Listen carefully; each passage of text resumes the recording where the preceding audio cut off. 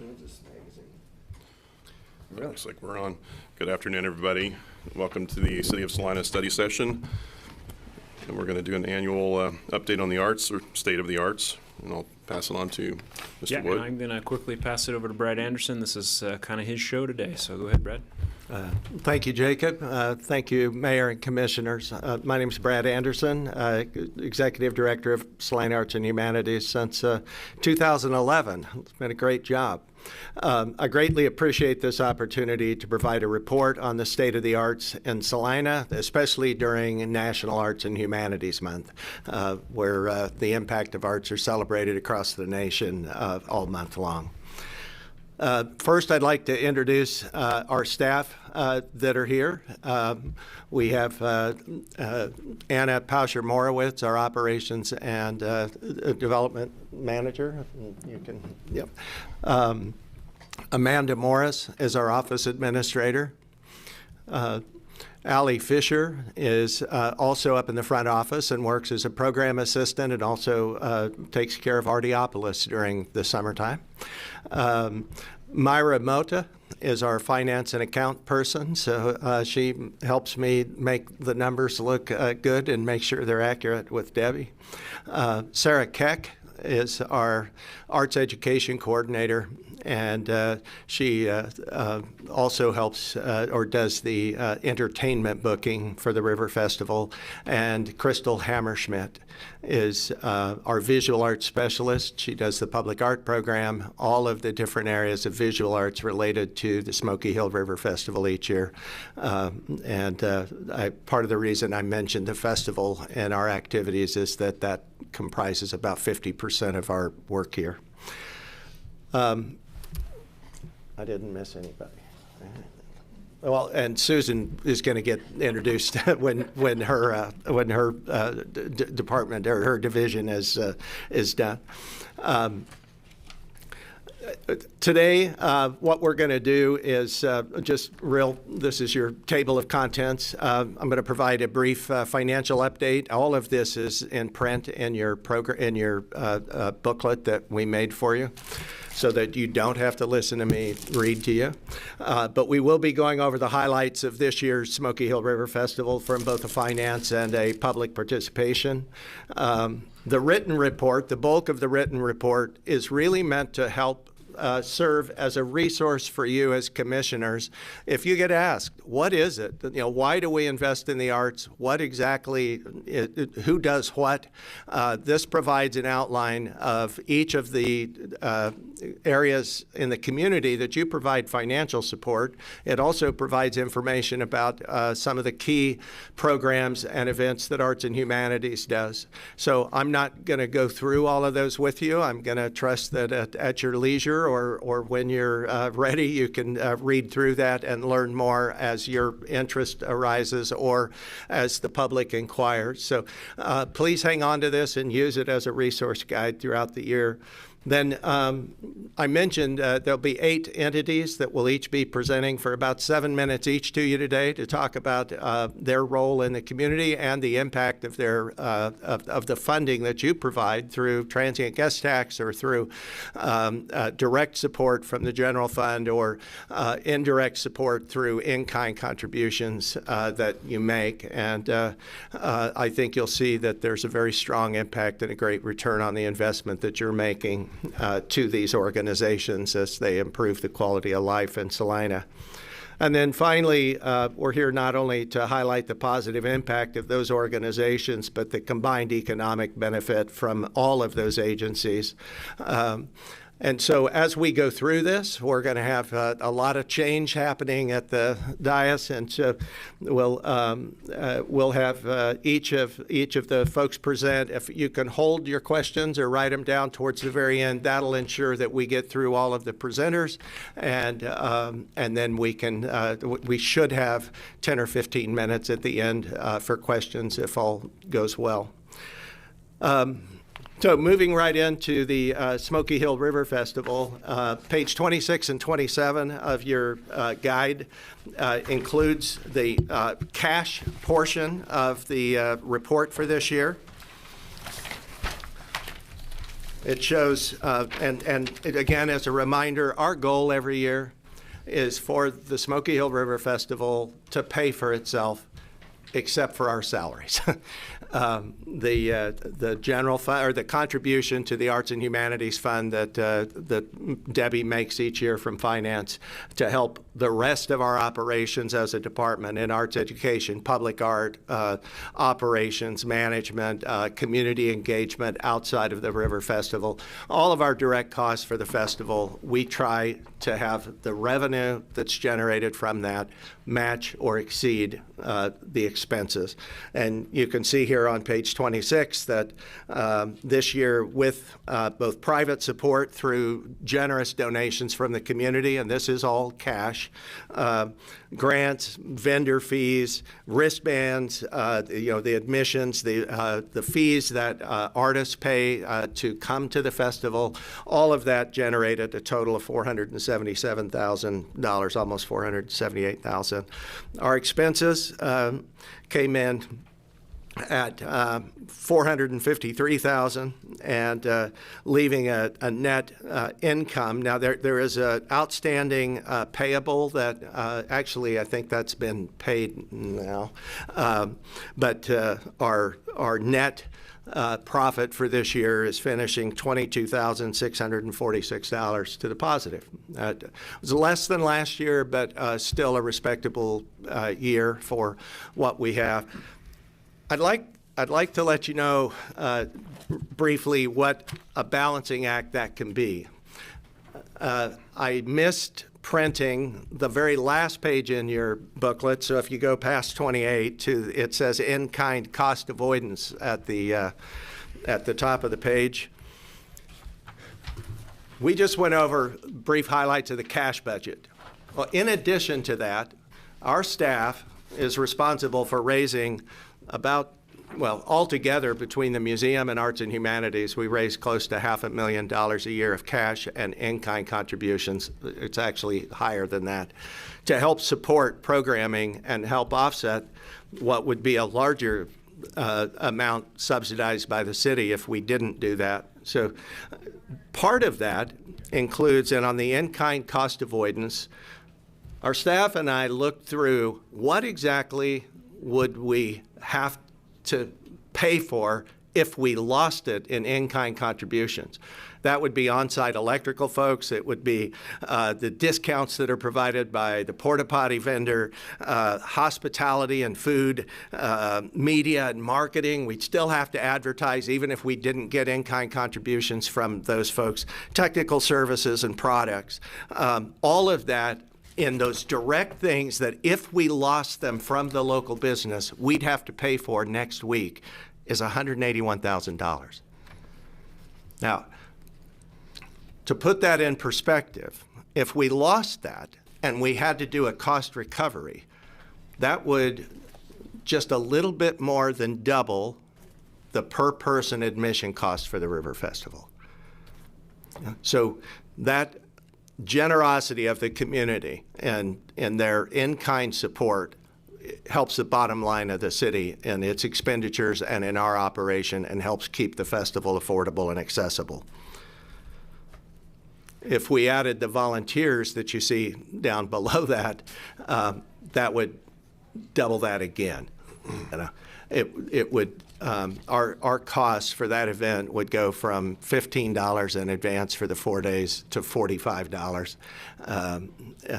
in order to continue to offer the same thing if we had to pay for all of those services. So you wonder, some folks may think it's expensive, but due to the generosity of the community, I think we're doing a pretty good job of keeping this both affordable and accessible. Finally, under the attendance and sales, you'll notice down below 15,430. Those are the number of wristbands that were distributed. The $10 one-day wristbands and the $15 or $20 four-day wristbands. Of those, 783 were distributed to families in need and they were underwritten by members of the community, businesses and individuals who donated because of their heart or their wish to help make sure that that is accessible for anyone and no one is denied the opportunity to attend. We've seen that number increase steadily over the last 6 or 7 years. It's gone on an upward trajectory, suggesting that economic hardship is real and that we need to be sensitive to that as we continue to be relevant for everyone in Salina. Finally, and you can see these numbers yourself, there was over $400,000 worth of art show sales. There were $395,000 in food sales, and again, 1,614 volunteers and 120 committee members. This continues to be an important, a valued, and an engaged body of citizens who participate in the festival each year, and we're looking forward to 2026 when we celebrate our 50th anniversary. Finally, on the introduction, at the end of your report, a couple of you were mentioning just before the meeting about Kansas Magazine and article. There's a 5-page article in Kansas Magazine featured this month that I put a copy in the back of your book if you'd like to read about that. It's very well written by a local writer and photography by Tanner Colvin here in Salina, and Kansas Magazine reached out almost a year ago to do this story, and it just released this month. So with that, we're going to move right into the organizations.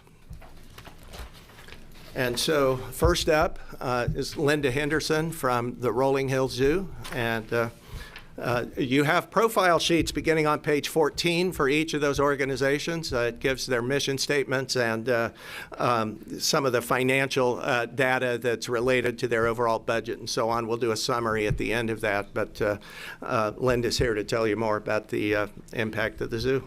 Hi. I'm Linda Henderson, Director of Development and Marketing at Rolling Hills Zoo. And good afternoon, Mayor, as well as City Commissioners. On behalf of Rolling Hills Zoo, I'm thanking you for the opportunity to speak about the important role that the Rolling Hills Zoo and Wildlife Museum plays in the art and culture scene of Salina. The mission of Rolling Hills Zoo is simple but impactful: touching hearts, igniting passion, and saving wildlife. Each animal encounter is an opportunity to touch hearts, ignite a passion, and inspire future generations to save wildlife. Truly one of the greatest gifts that we can give, and it was one of the reasons that our original founder, Charlie Walker, brought Rolling Hills Zoo to Salina, is because he knew that a lot of children, families in this area and across the strait and even farther beyond would never be able to see these animals in the wild, and he wanted to give them the opportunity to see them up close. And if the Zoo and Wildlife Museum aren't enough, we also host 23 major events along with our summer, winter, and spring break camps, Toddler Tuesdays, bird watching tours, and teacher safari each year. For over 26 years this month, Rolling Hills Zoo has been a regional attraction, welcoming over 80,000 guests annually. To put this in perspective, 66.5% of our guests come from outside Saline County, providing a tremendous boost to Salina's tourism industry and an economic impact. With the help of the CARM grant funding, we've been able to expand our marketing beyond our regional area, outside of Kansas, attracting visitors who not only explore the zoo, but also dine at Salina's restaurants, stay overnight at our local hotels, shop Salina's retail stores, attend special events or other cultural attractions, and extend their stay to enjoy even more of what Salina has to offer. We are proud partners in promoting Salina, from showcasing local hotels on our website, to adding upcoming Salina events on our online booking receipts, to collaborating on cultural postcards mailed to thousands of households beyond the region. We intentionally highlight Salina's many amenities.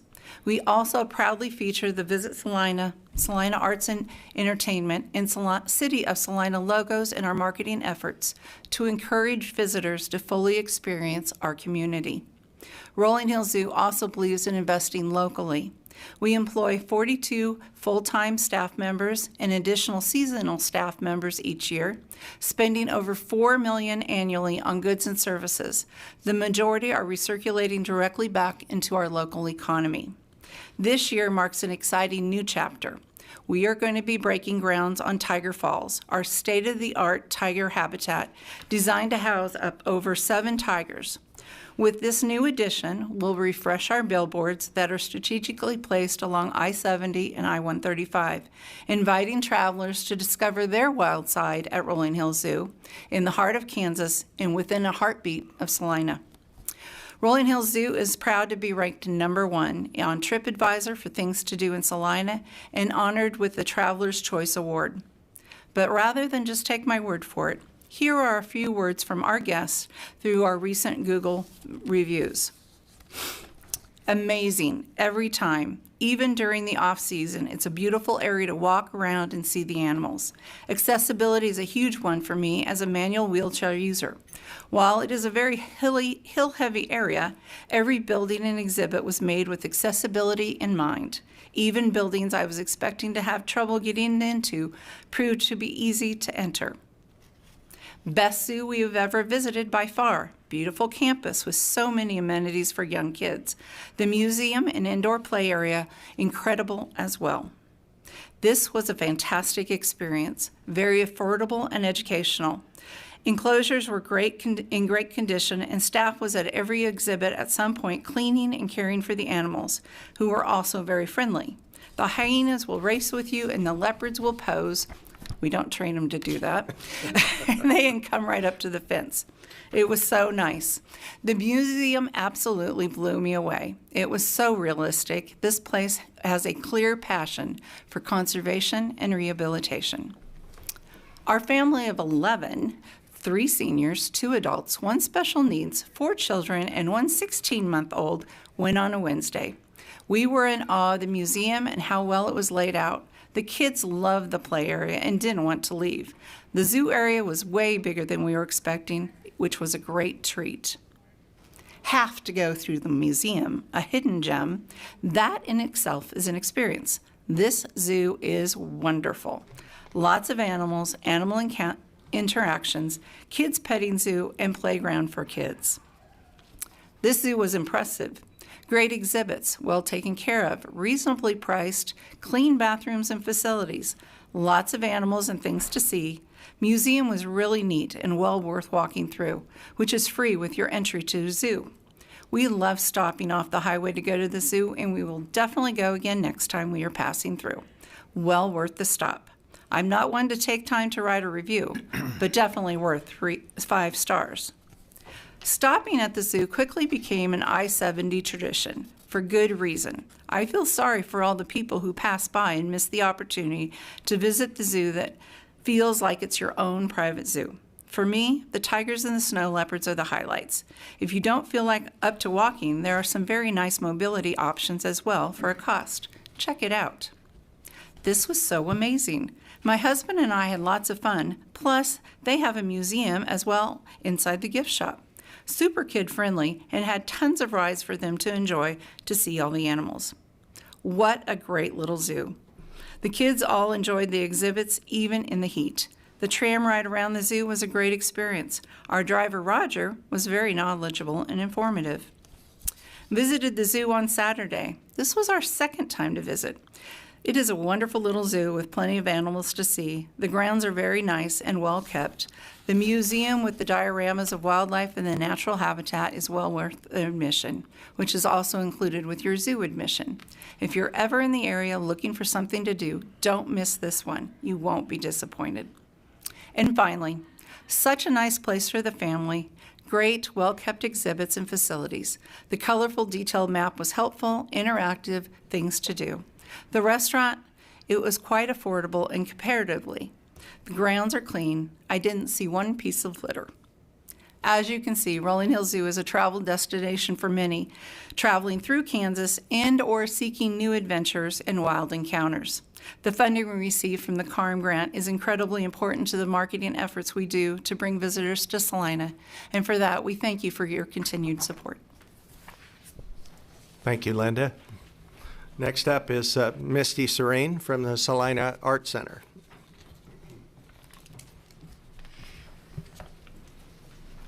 Hi, gentlemen. I'm Misty Serene with the Salina Art Center, and I am starting my 5th year leading that organization. So I am excited to still be here and have been able to lead the organization through some very interesting times, everything from COVID to a major remodel to now the booming downtown that we have the pleasure of being part of. I want to thank you for your support that you give to the Art Center through in-kind. Brian is our janitorial staff. We love him. We consider him part of our team. He does a fantastic job, and we really would miss him terribly if he were gone. And of course, Gary, with your HVAC team, if you've not had a chance to meet him, that is a man who knows a lot about what is going on. He's been able to teach me a lot about our systems, particularly post-remodel, so that I understand how to make responsible decisions in the maintenance and upkeep of that building. So we really couldn't function without Brian and Gary. And of course, Jeff and Troy are important to what we do, and we love working with them as well.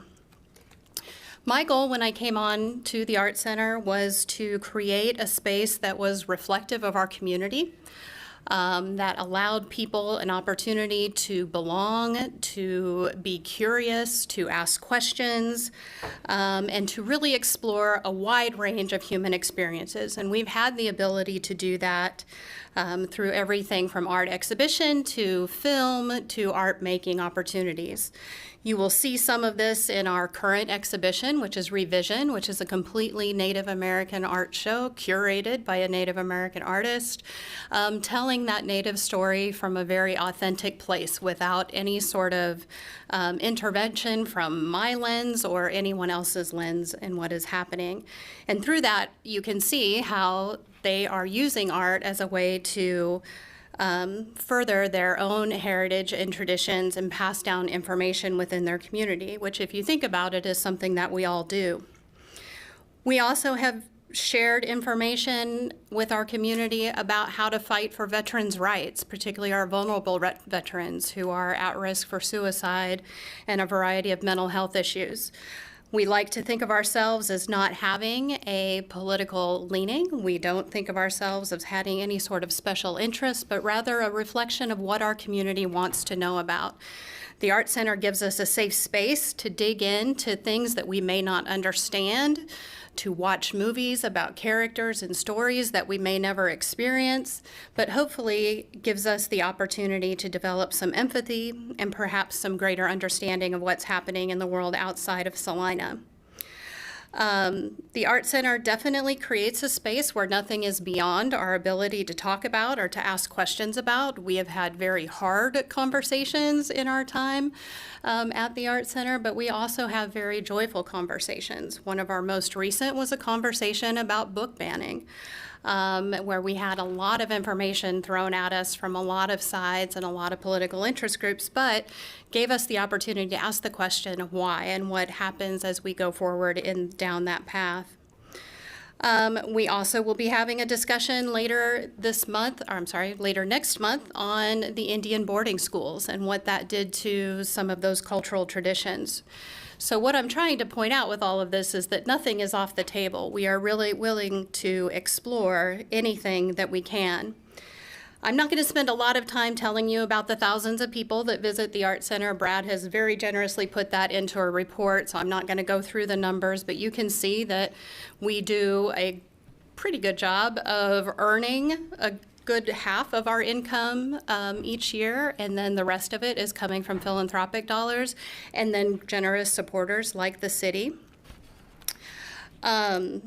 I tune into these city commissions meetings, and I am always surprised at some of the comments that you get, and I really wish that you each had the opportunity to just spend a Saturday afternoon with me at the Art Center, because you would see a huge number of people that come in and have nothing but wonderful things to say about our community. And sometimes I think you need to hear that, because they are so impressed with our downtown, and they're so impressed with our ball fields and the things that we have. We have baseball teams this summer who would be rained out and would come spend a couple hours at the art center during their rain delay and just eat their lunch and make art. And their parents are so grateful to have the space, but they're also so grateful just our facilities are amazing. So we're doing a lot of things right. And I, like I said, I wish you could just hang out with me an afternoon and hear the people talk about that, because they're very impressed with our community, as we all should be. But in every meeting, from redesigning Memorial Hall or a mall or a parking lot, I am always extremely impressed with people's ability to think about our community in a way that we don't expect. And that comes from their ability to problem solve, to be creative, to have a desire to want to make something better or make something beautiful. And I think that is really what the arts and cultural community in Salina supports, is we have created an environment, all of us, that really encourages people to think outside of the box and to be creative and to try something new and not be afraid to put that out there. So when you can see a parking lot and picture a hotel and a parking garage in it, I mean, that's something I did not see coming. But I thought it was a great presentation. The one at Memorial Hall for the virtual reality arena, that one still blew me away, probably all time. That was so creative. But it's just really impressive. And without a community that really supports cultural opportunities and the ability to think outside the box and supports creativity, we wouldn't necessarily have that. Again, I want to thank you for joining us in the arts, supporting the arts. You obviously see, and in Brad's report, you will see the numbers of how much the community itself donates and does to support the arts community. And it is a very blessed and grateful feeling to know that we are supported by a city commission that recognizes what is important in their community to their community members and does what they can to support us as well. So thank you for what you do. Thank you, Misty. Next, we'll hear from Salina Symphony. And full disclosure, I want to welcome my daughter, Katie Kitchen, who's on the board for the Salina Symphony. So, Katie. Okay, thank you. As Brad has said, my name is Katie Kitchen, and I am a board member with the Salina Symphony. I'm here today because Adrienne Allen, the executive director, had a conflict, so I'm here representing today. The Salina Symphony accomplishes its mission of enriching lives through artistic music performance and education in a multitude of ways. The symphony performs 6 main stage concerts each season, as well as chamber concerts. It also performs an annual patriotic outdoor concert held on the grounds of the Eisenhower Presidential Library and Museum each June. The Symphony's youth education program serves students from elementary through high school. The youth program, which includes 4 ensembles and string academy group lessons, serves approximately 140 students from more than 20 different schools in the region. A new program which began last year and continues this season is 2 run-out concerts. A run-out concert is performed by an orchestra or smaller ensemble in a location away from their home base. Our goal in run-out concert is really twofold: provide live classical music to the region and draw patrons to Salina for main stage symphony concerts. Thanks to the CARM funding, our regional marketing efforts have grown in recent years. Our new reach is reflected in a significant portion of our audience residing outside of Saline County. The Symphony's single ticket sales have increased significantly over the last number of years, which is an example of the attraction we're experiencing in the region. The Symphony had over 11,000 individual attendees at its various events in the last year. According to Placer AI, 51% of those individuals traveled from outside of Saline County. A local symphony orchestra impacts quality of life in 3 ways: enrichment through the enjoyment of live classical music. Secondly, a symphony provides performance opportunities for musicians considering moving to Salina and this surrounding region. And finally, youth education. And now I'm going to tell actually a personal story of how the Salina Symphony and music has impacted my life. My 17-year-old son, Jaden, is a junior at Salina Central. He plays piano, violin, and is a newer viola player. Currently, he plays the violin at the Salina Symphony's Youth Symphony Program and viola in his school orchestra. Jaden was actually diagnosed as nonverbal as a small child. When he was small, music was one of the best speech therapy interventions. His interest in music grew after taking piano lessons, so he started learning the violin as well. Jaden began violin in the Symphony's preparatory orchestra program as a 5th grader. Youth Symphony offers a space that Jaden feels more challenged than in the school orchestra and has given him a place to belong and to be proud of. Sorry. Jaden attends most Salina Symphony concerts not because I make him, but because he wants to be there. The music of the symphony is impacting lives just like Jaden every day. Thank you to the City Commissioners and the City of Salina for its continued support of the arts in Salina, and particularly for your support of the Salina Symphony. Thank you. I happened to attend the Symphony of the Planets recently, and it was spectacular. A great way to start off the season. Yeah, Sorry, go ahead. I think that was their, from what I heard from another board member, that was the largest single attended concert they've had in their history. As a season opener, yeah. It was well attended, and I agree, a beautiful show. Katie, thank you for sharing that story.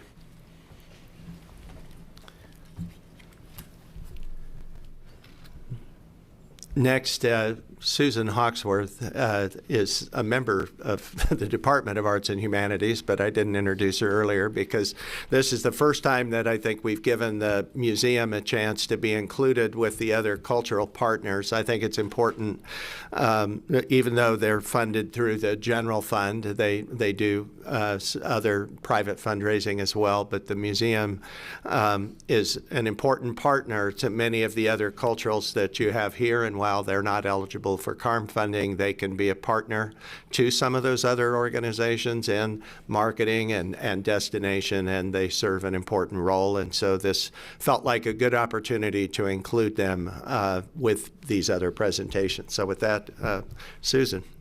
Hi, thank you so much for allowing us all to be here today and for the funding that you provide either through in-kind, through CARM, or through the general fund for us. I'm excited to share what is happening at the Smoky Hill Museum. This is your city museum, and it has a statewide reputation for excellence. At the Smoky Hill Museum, we believe history is not just something you look at, but it's something you feel. It's where the stories live, curiosity grows, and everyone belongs. Our simple but powerful mission is to connect people to universally shared stories, unleashing the power of local history to engage, inspire, and surprise. Every exhibit, every program, and every conversation we have is about doing exactly that. We're proud to be the official keeper of Salina's story, collecting, preserving, and sharing the objects and memories that define our community.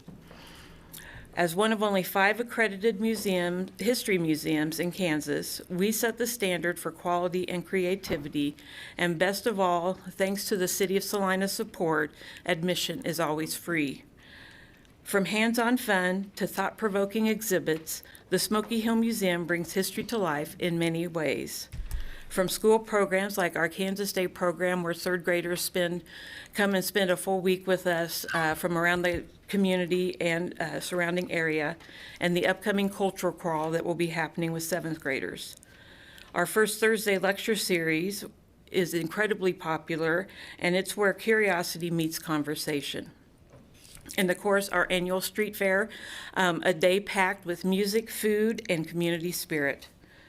We also design traveling exhibits and online exhibits to impact communities throughout Kansas and beyond.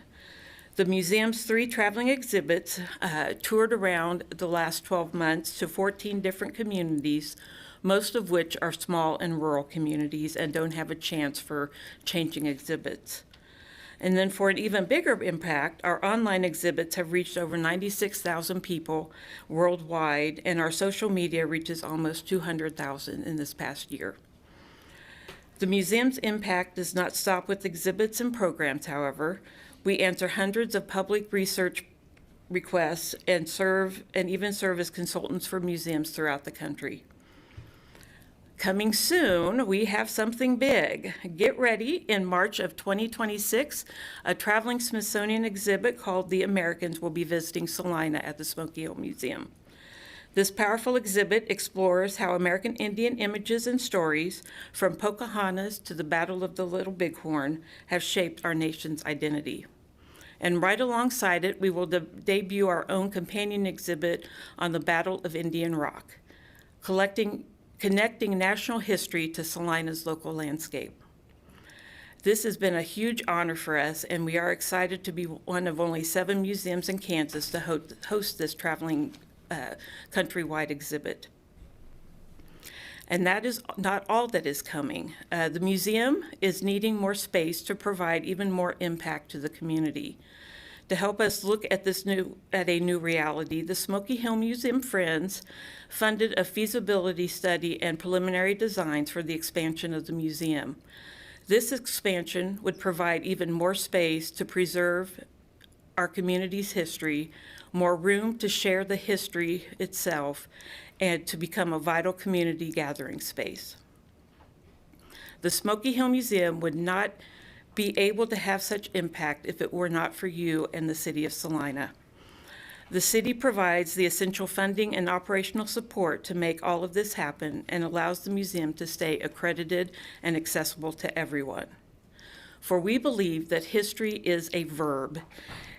It's something we do together through storytelling, hands-on exploration, scavenger hunts, games, and good old-fashioned wonder.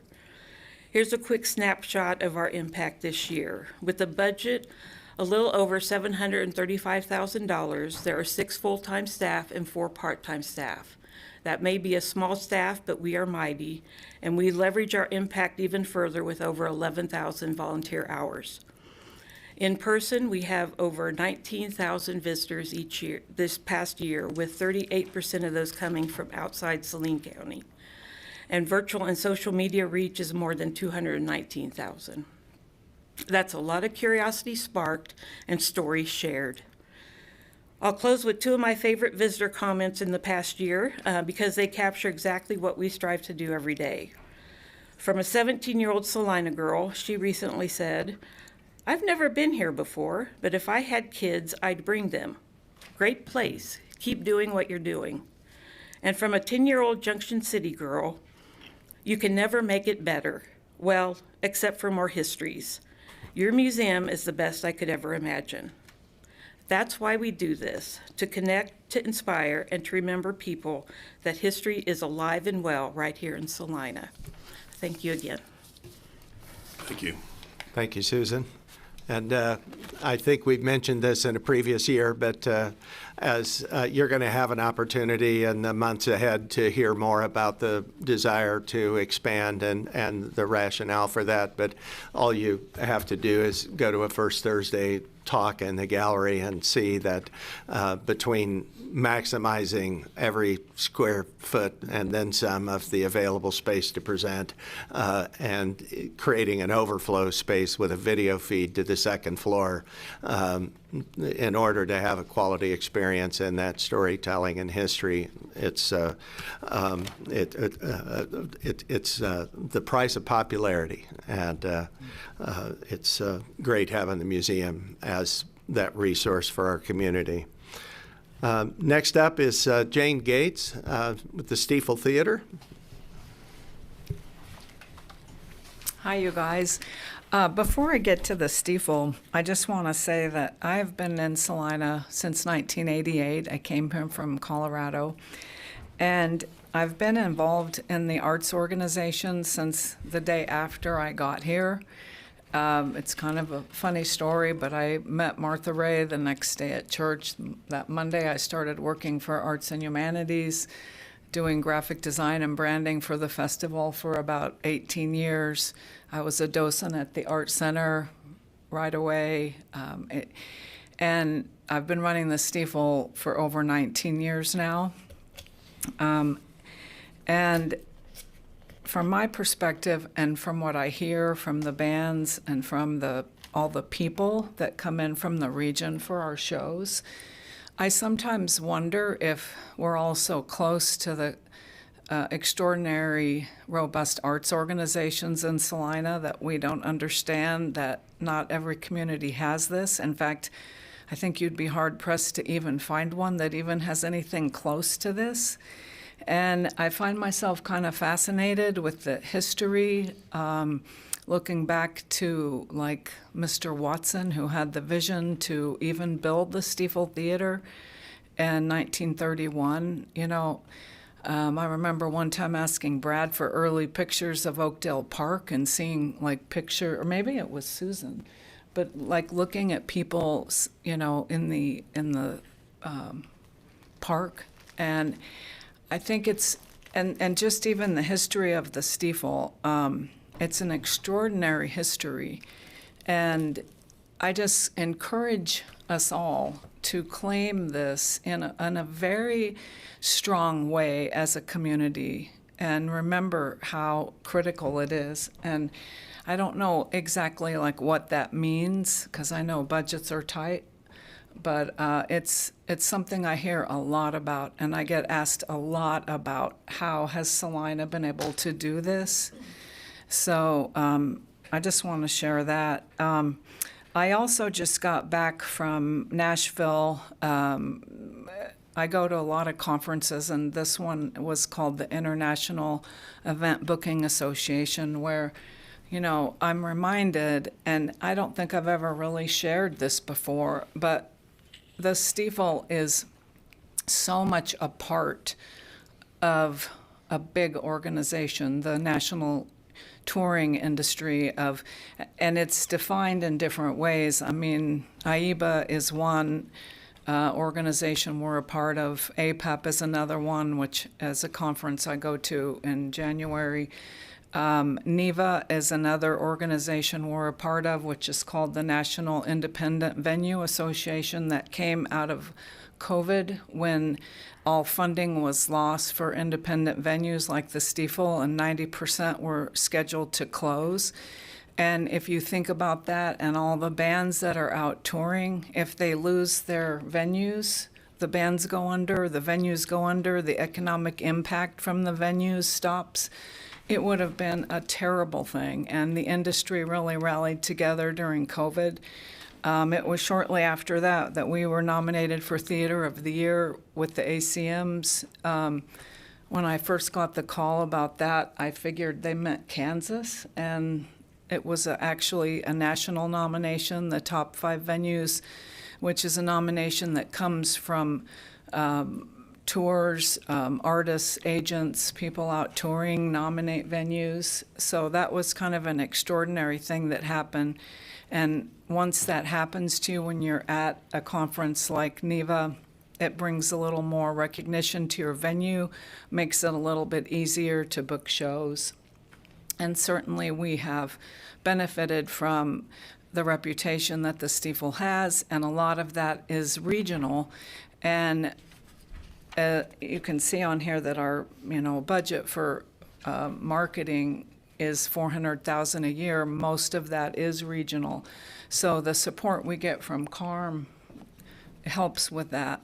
And also about CARM, when it first started, I felt that the application progress was really too rigorous.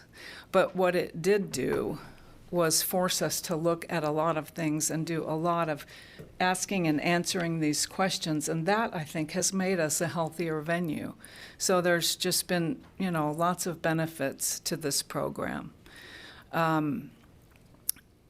70% of our audience are regional. We do what we can to support the community. Certainly the Symphony making their home there is an organization we are very committed to, and other things happening down there. We had the League of Women Voters event yesterday, and as many things as we're possibly able to do, we do. We do only have a full-time staff, though, of 4, and a pretty strong part-time staff of at least 20. So things are good. I did hear, though, like in Nashville, that the concert industry is really hurting. Sales are really off at venues, and so it's just something to kind of be aware of, watching how, again, they're navigating through this time. But fortunately, we've got a lot of good shows coming in, and we're just incredibly grateful for the support from the city and to be a part of all these organizations here.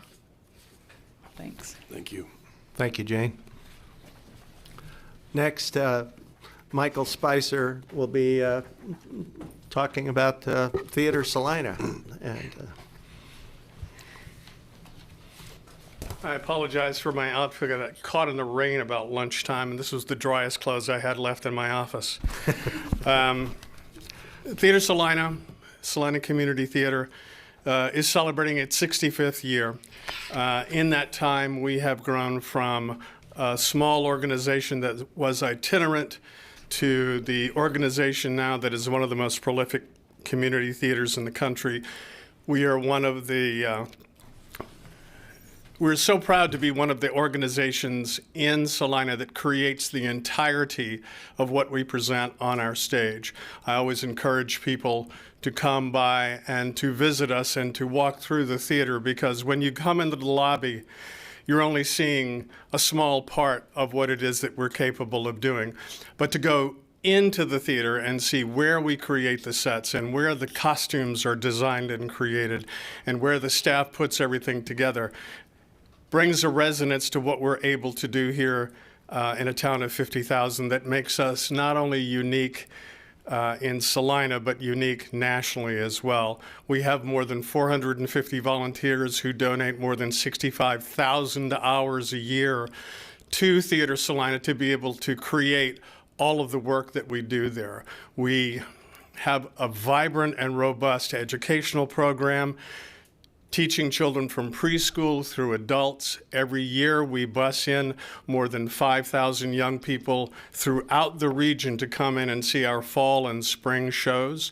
And it's an investment that we feel is incredibly important, because this is the first time and only time many of these young people will ever be able to see live theater performed by young people for young people.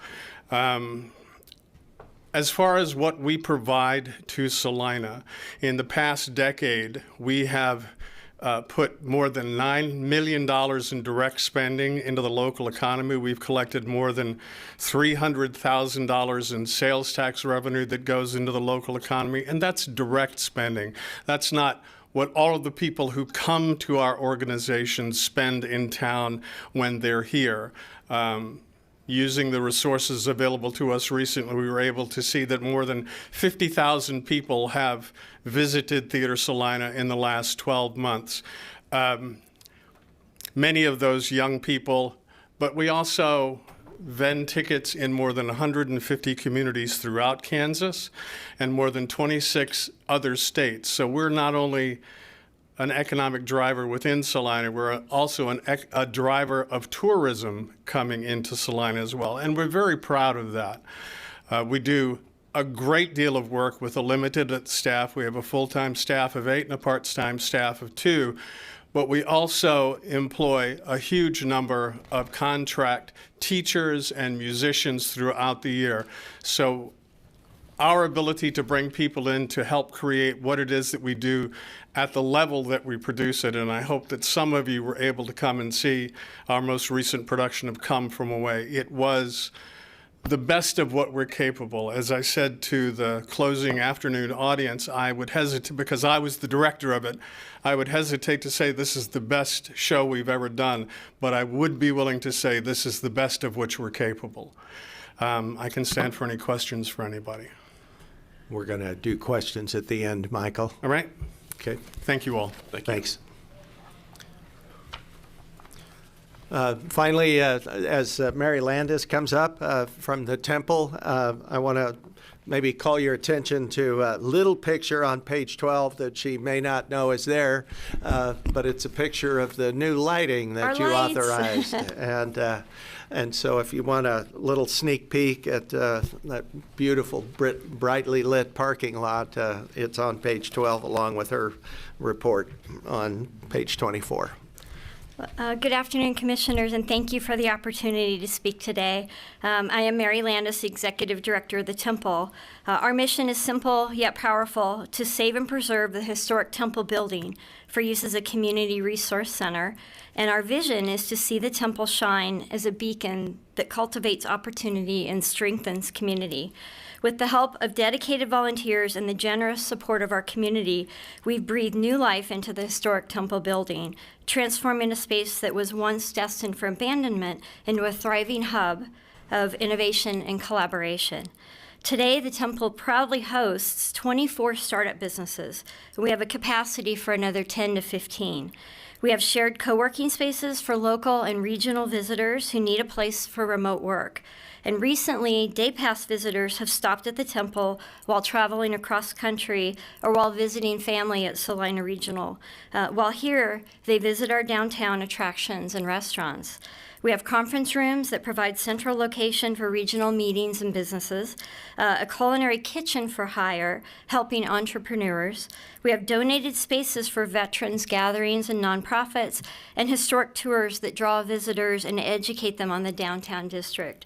From October of 2024 to September of 2025, we've served over 13,000 in-person event visitors, an additional 1,100 business visitors. And notably, 40% of these visitors are from outside of Saline County, bringing fresh energy and dollars into our local economy. And we're also proud to report that a total of 2,500 Facebook followers with 97,000 visits to our page. So we've grown quite a bit in the last 8 years. We are deeply grateful for the City of Salina's support in helping preserve and activate the Temple. Your investments have already transformed impact, both on our organization and on the wider community. In 2019, your contribution of $70,000 to our Raise the Roof campaign helped us meet our $250,000 goal, allowing for essential roof repairs. And this preservation effort didn't just protect the building, it sparked momentum. Event bookings have increased by 50% since we fixed the roof. Overall attendance has surged, and the Temple has solidified its role as a cultural, entrepreneurial, and community hub. And the city's commitment of $420,000 in Star Bund funding for improvements to our parking lot is making the space safer, more accessible, and more inviting. And this upgrade doesn't just serve the Temple visitors. It supports downtown events, local businesses, parades, and restaurants, enhancing the vibrancy of the area. These aren't just numbers. They represent real stories, like a very special Sweet 16 celebration that we just had. We hosted and brought together 350 guests who flew in from India, England, across the United States, and they used our airport. They stayed in our hotels, dined in our restaurants, and they explored downtown Salina, driving economic activity and boosting Salina's visibility as a destination. And already businesses like Schwann's and Amazon are choosing the Temple for hiring events. In fact, Amazon will be using our space 3 times a week through December, recruiting talent right here in Salina. We've also helped local entrepreneurs grow beyond our walls, like Jonathan Hess, who is starting a record studio at the Temple and has since opened Griffin's Wing Records downtown, and that's a thriving new business in our downtown. Tish Moracle launched Moracle Legal Family Law and has moved into a permanent location downtown as well. These are real, tangible outcomes, economic development, job creation, and community revitalization, all housed within a preserved historic space. Looking ahead, we're in the final phase of our capital campaign, The Big Lift. To date, we have worked hard to raise $850,000 of our $1 million goal to bring accessibility, climate control for the temple, and support from the city has opened doors for us, encouraging other donors to support the campaign and to help make a positive change. These improvements will make the temple fully accessible, comfortable, and better equipped to serve a regional venue for meetings, performances, and public events. Commissioners, your past support has preserved an irreplaceable piece of Salina history while also powering innovation, entrepreneurship, and civic pride. We ask you for your continued investment in the arts in Salina, not just to maintain a historic building, but to fuel a growing ecosystem of opportunity, creativity, and community connection. Together, we're not just saving a building, we are building our future. So I thank you for your time. Thanks, Mary. Commissioners, and this was a little bit of a theme that was under here, but I thought back to when I had grown up in this community around the arts and with the Smoky Hill River Festival as my only example of what a festival was. It only took leaving town and participating in the arts and other places to have the glaring awareness of just how unique this place is. The level, Michael's comments about the level and quality of production of the community theater, of Theater Salina, the professional status of many of the musicians who now play for the Salina Symphony, the Salina Art Center and the Smoky Hill Museum being two of, Susan, is it still 11 nationally accredited museums in Kansas? Two of them are in Salina. The temple, besides being an entrepreneurial center, also means that it's entrepreneurial for people in creative practices.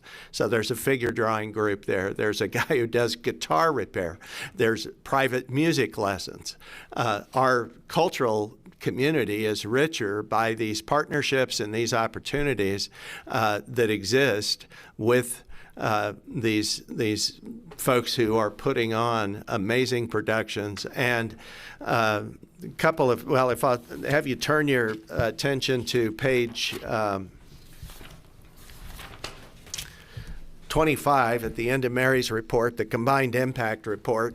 I'm not going to read numbers to you, but if we do look at just overall the local attendee spending and the out-of-county spending is over $11 million a year in addition to the cost of the ticket. And then Americans for the Arts, in their national survey work that they do every 5 years, statistically valid, trusted, peer-reviewed, these are real numbers, over 50% of people in their respective communities said, if my community didn't have the cultural event I wanted, I would go somewhere else to do that.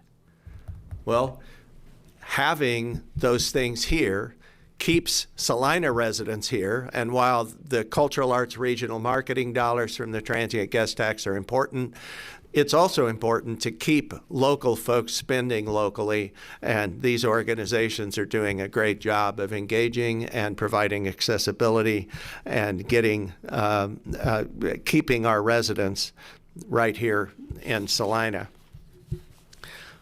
Last week, had an opportunity, Wichita the week before had done a 5-day conference for bloggers, travel bloggers, influencers from around the country. 5 of those folks in 2 different groups decided to come and spend time in Salina at their request to do a travel and tourism related tour of the community. And what they wanted to see when they came to Salina was arts, culture, and architecture. These are folks from southern Arizona, Jacksonville, Florida, Baltimore, Maryland, New Orleans, and I can't remember where the other one was, but they were absolutely blown away at the quality of our downtown, the service and support that they got at the venues that they stopped at, the variety and quality of art that they found on our streets.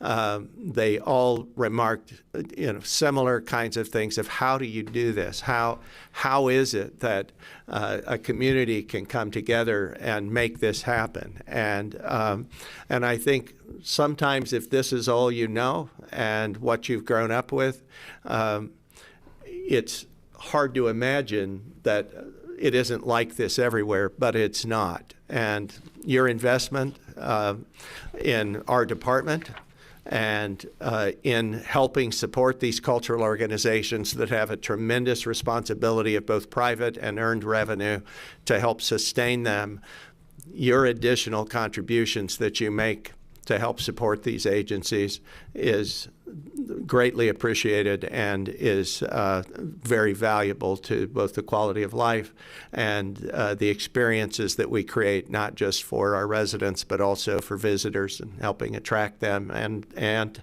to have a positive impact on workforce recruitment. People will roll their eyes sometimes when we talk about this because as a boomer, I can't imagine somebody wanting to know how much are you paying as the first reason for coming to a place. But more and more with a younger generation, they're not asking that first. They're asking, what can I do? What is there to do? How do I engage? And being able to have good trails, have beautiful parks, have recreational activities, and a diverse cultural experience for that new workforce. That's what they're looking for because they want a place to engage beyond their workplace. And so when you invest in the arts, you're also investing in the future of this community in attracting and retaining a good workforce for the many jobs that are still on the way. So thank you for that. I promised that there'd be some time for questions at the end, and that's about where we are right now. So I'll open up anyone who presented here today or questions for me. Thank you. Yep. Do we have any questions and follow up on? My first question is this cover mural, where's that at? This was a pop-up mural this year done by Joe Aratu.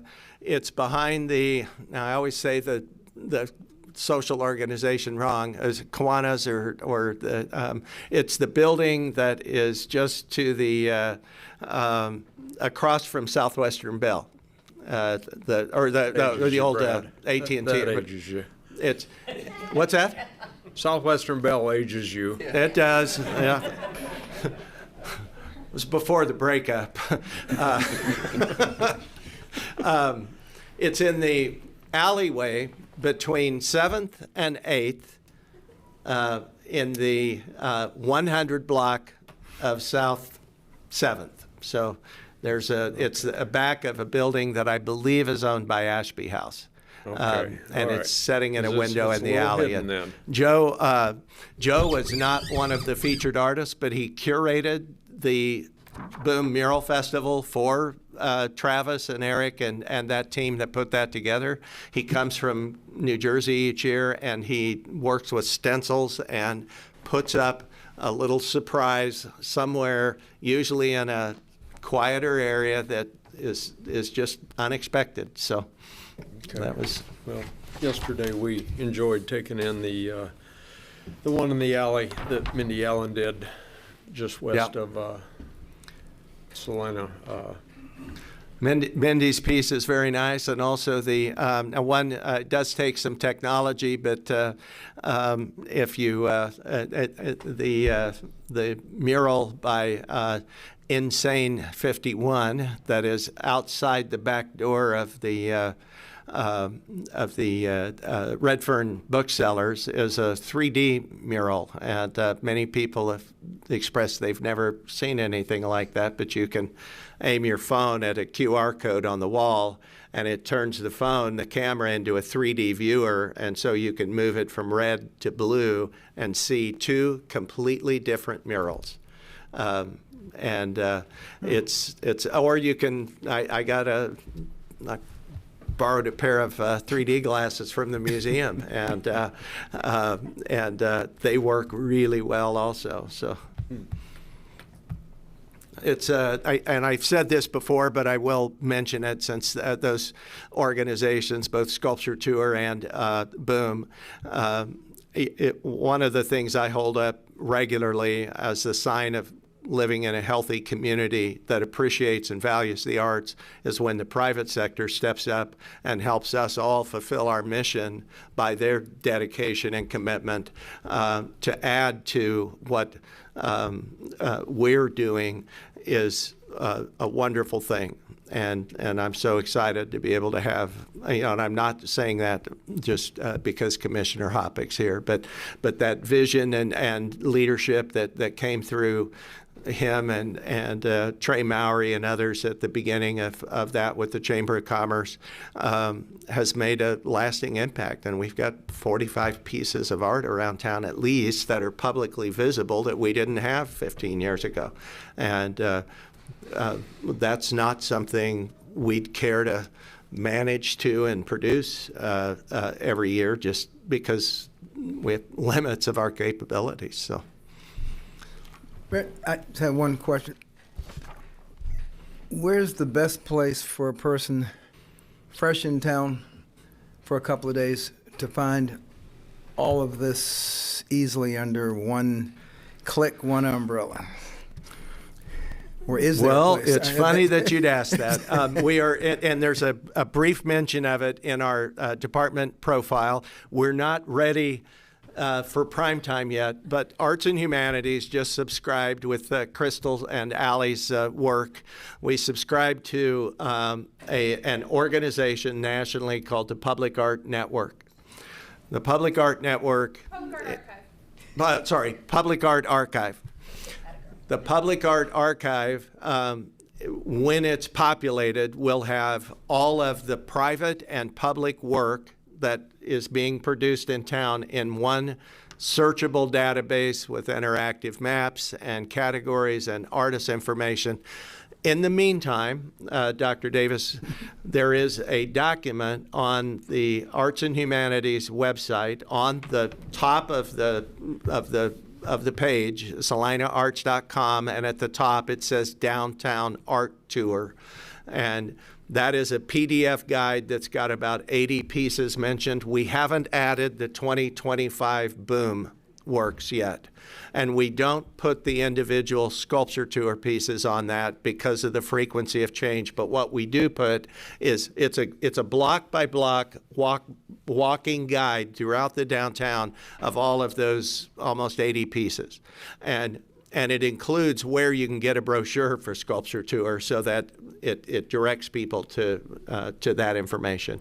Just one follow-up question. Will the Public Art Archive, which is hard to say quickly, will that include live entertainment as well, or is this just traditional art? Visual art. It's painting, sculpture.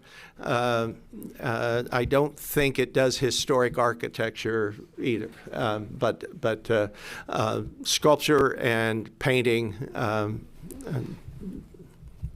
are its main areas.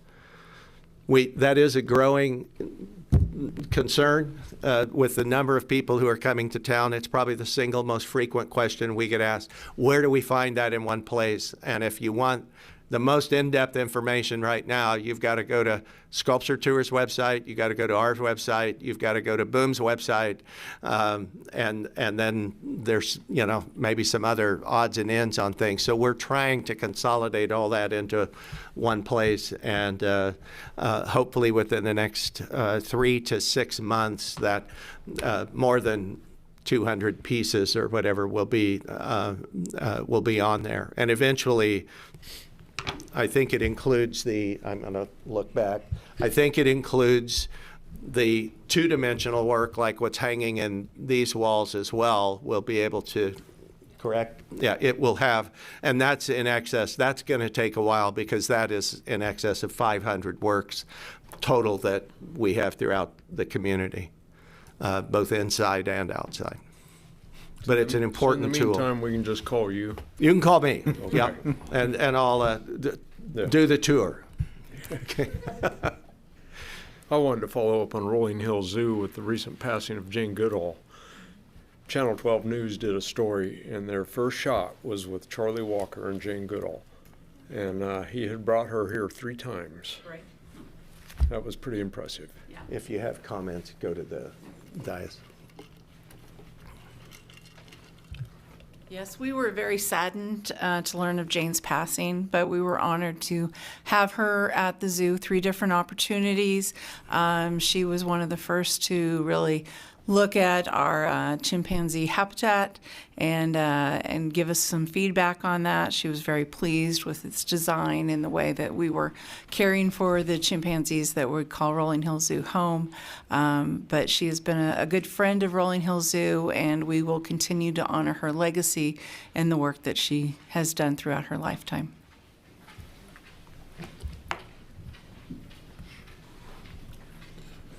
Do we have any more questions?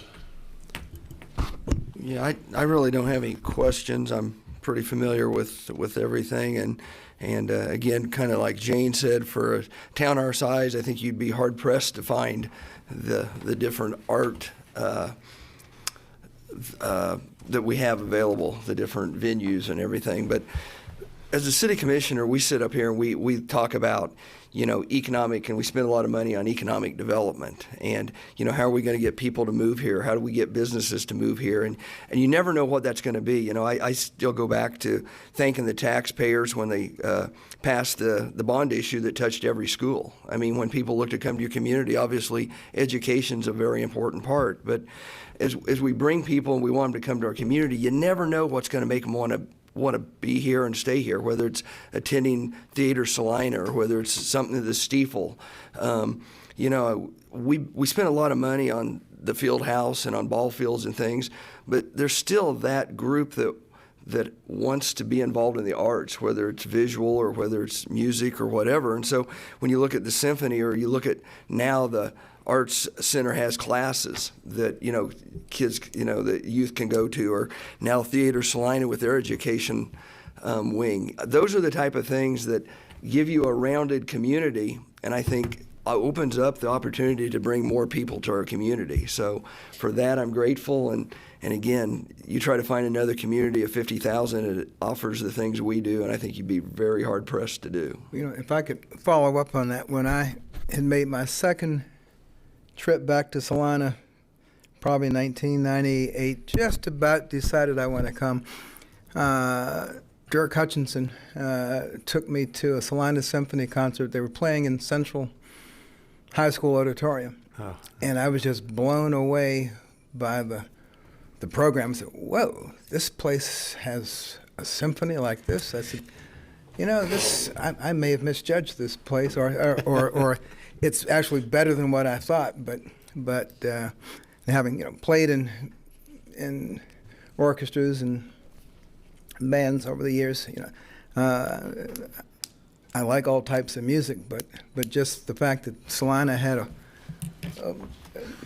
an orchestra as good as it was, I said, okay, this may be the real deal, way out here, and that nobody knows about. But it was. I remember sitting there in the auditorium that night and saying, I think this is going to work.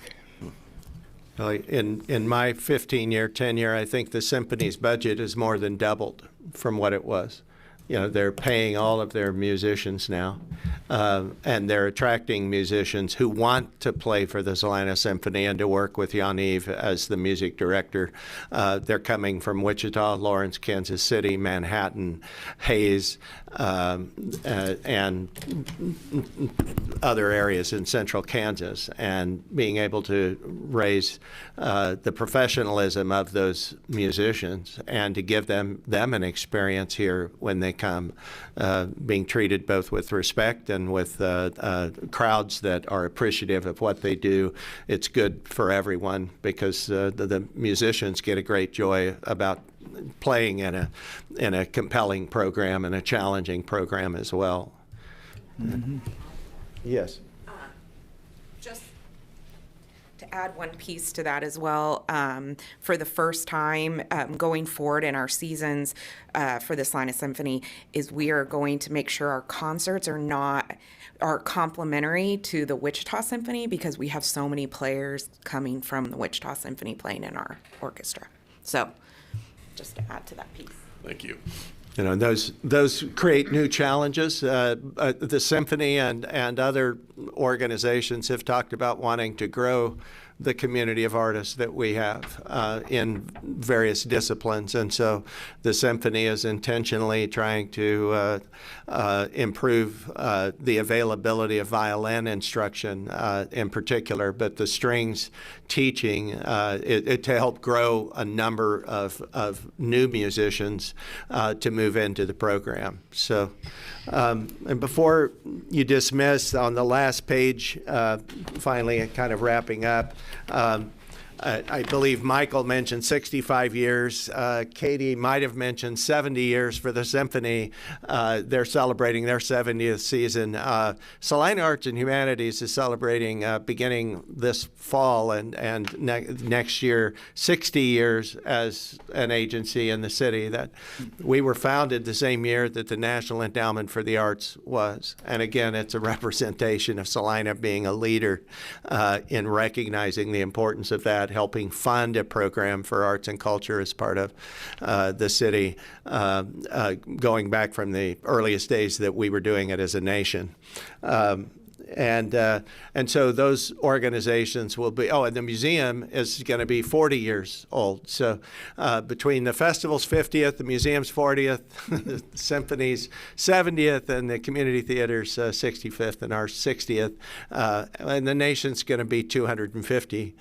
We'll have a number of different celebrations in the months ahead, and there's a special passport program that is described in your program also for this month, where folks have an opportunity to visit those 4 areas that are celebrating an anniversary and be eligible to win some prizes. So anyway, that's all we have for you today. So, well, thank you very much, and that was a lot of information. Appreciate everybody taking the time to present that to us, and very informative, good stuff. Thank you. So, with that, we'll close it out and we'll resume at our normal time.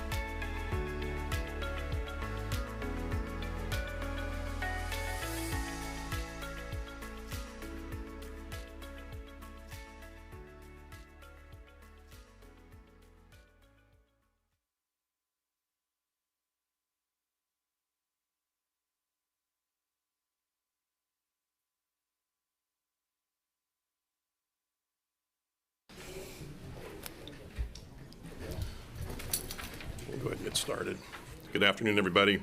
Welcome to the Salina City Commission meeting for Monday, October 13th, 2025. Request of staff confirmation for the Kansas Open Meeting Act required notice has been properly provided. Yes. Thank you. On to roll call. Mayor Lankowitz. Here. Commissioner Davis. Here. Commissioner Hoppick. Here. Commissioner Ivy. Here. Commissioner Longbine. Here. All those that are able, please stand and join me for the Pledge of Allegiance in a moment of silence. I pledge allegiance to the flag of the United States of America, and To the republic for which it stands, one nation, under God, indivisible, with liberty and justice for all.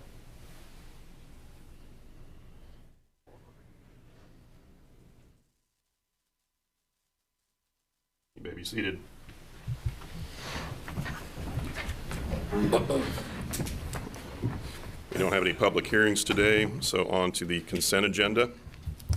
Item 4.1, consider approval of the minutes of the September 22nd, 2025 regular meeting. Item 4.2, consider approval of resolution number 25-8314, appointing members to the Saline County Opioid Settlement Grant Review Committee and the Arts and Humanities Commission.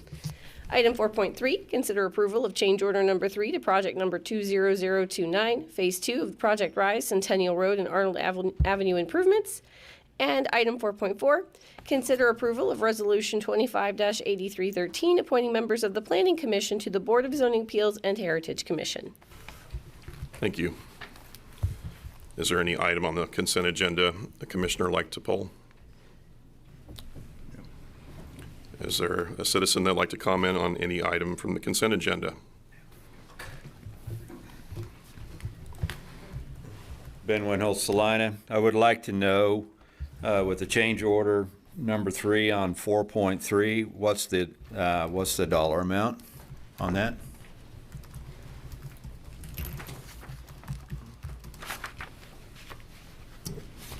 I believe it's around $60,000.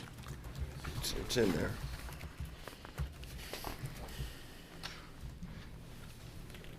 Yeah, change order number 3 is $63,876.59.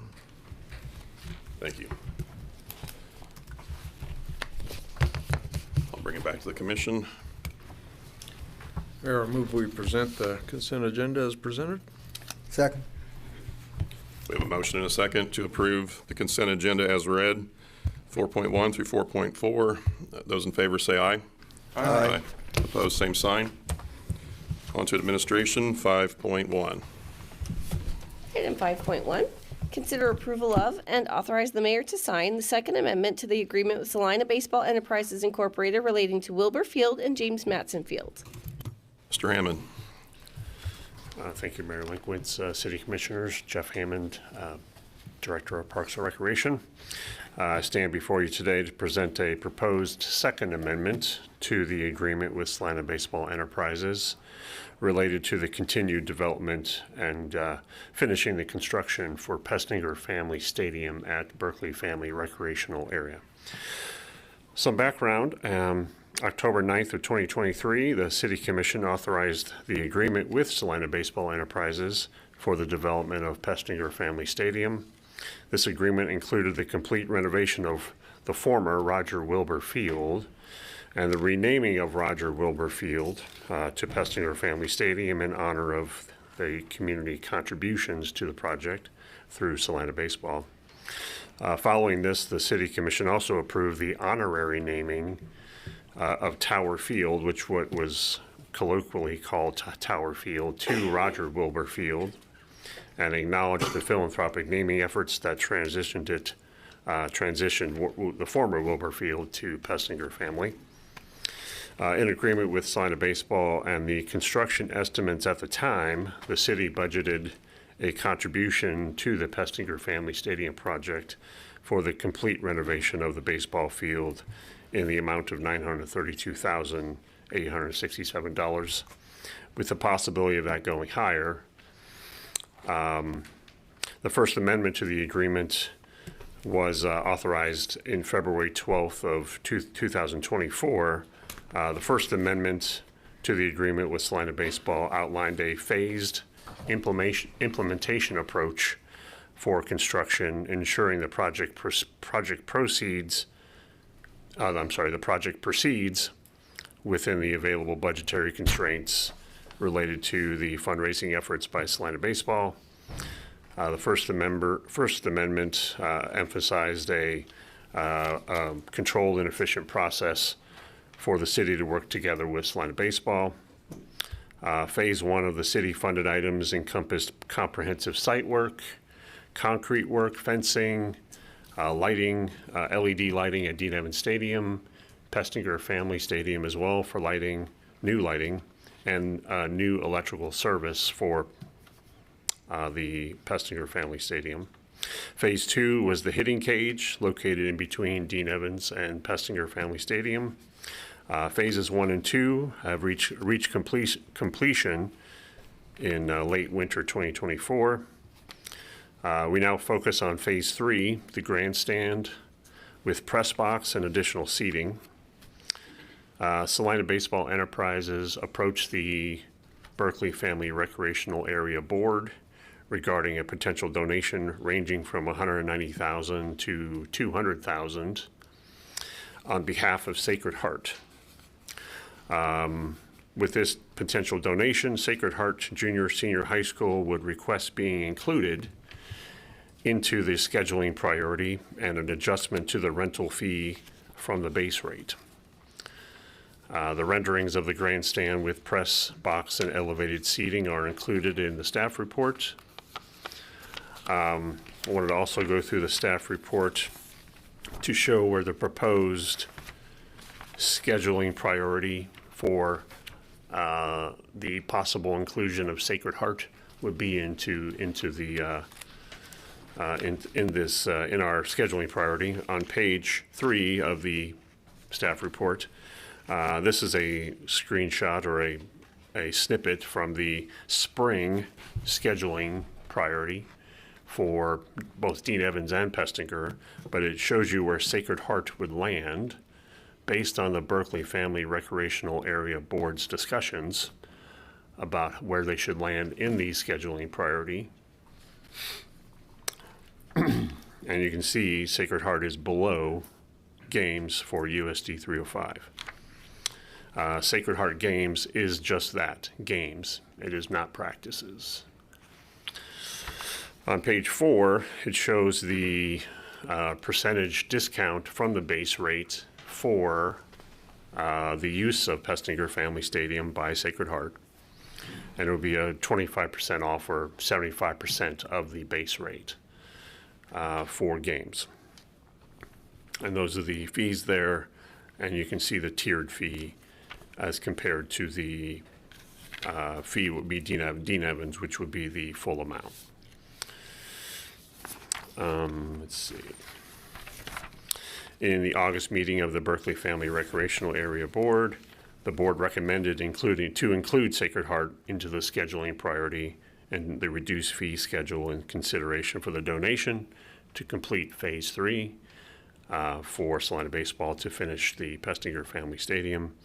And everybody voted in the affirmative to approve that recommendation to the governing body to include Sacred Heart into that schedule and into that fee schedule.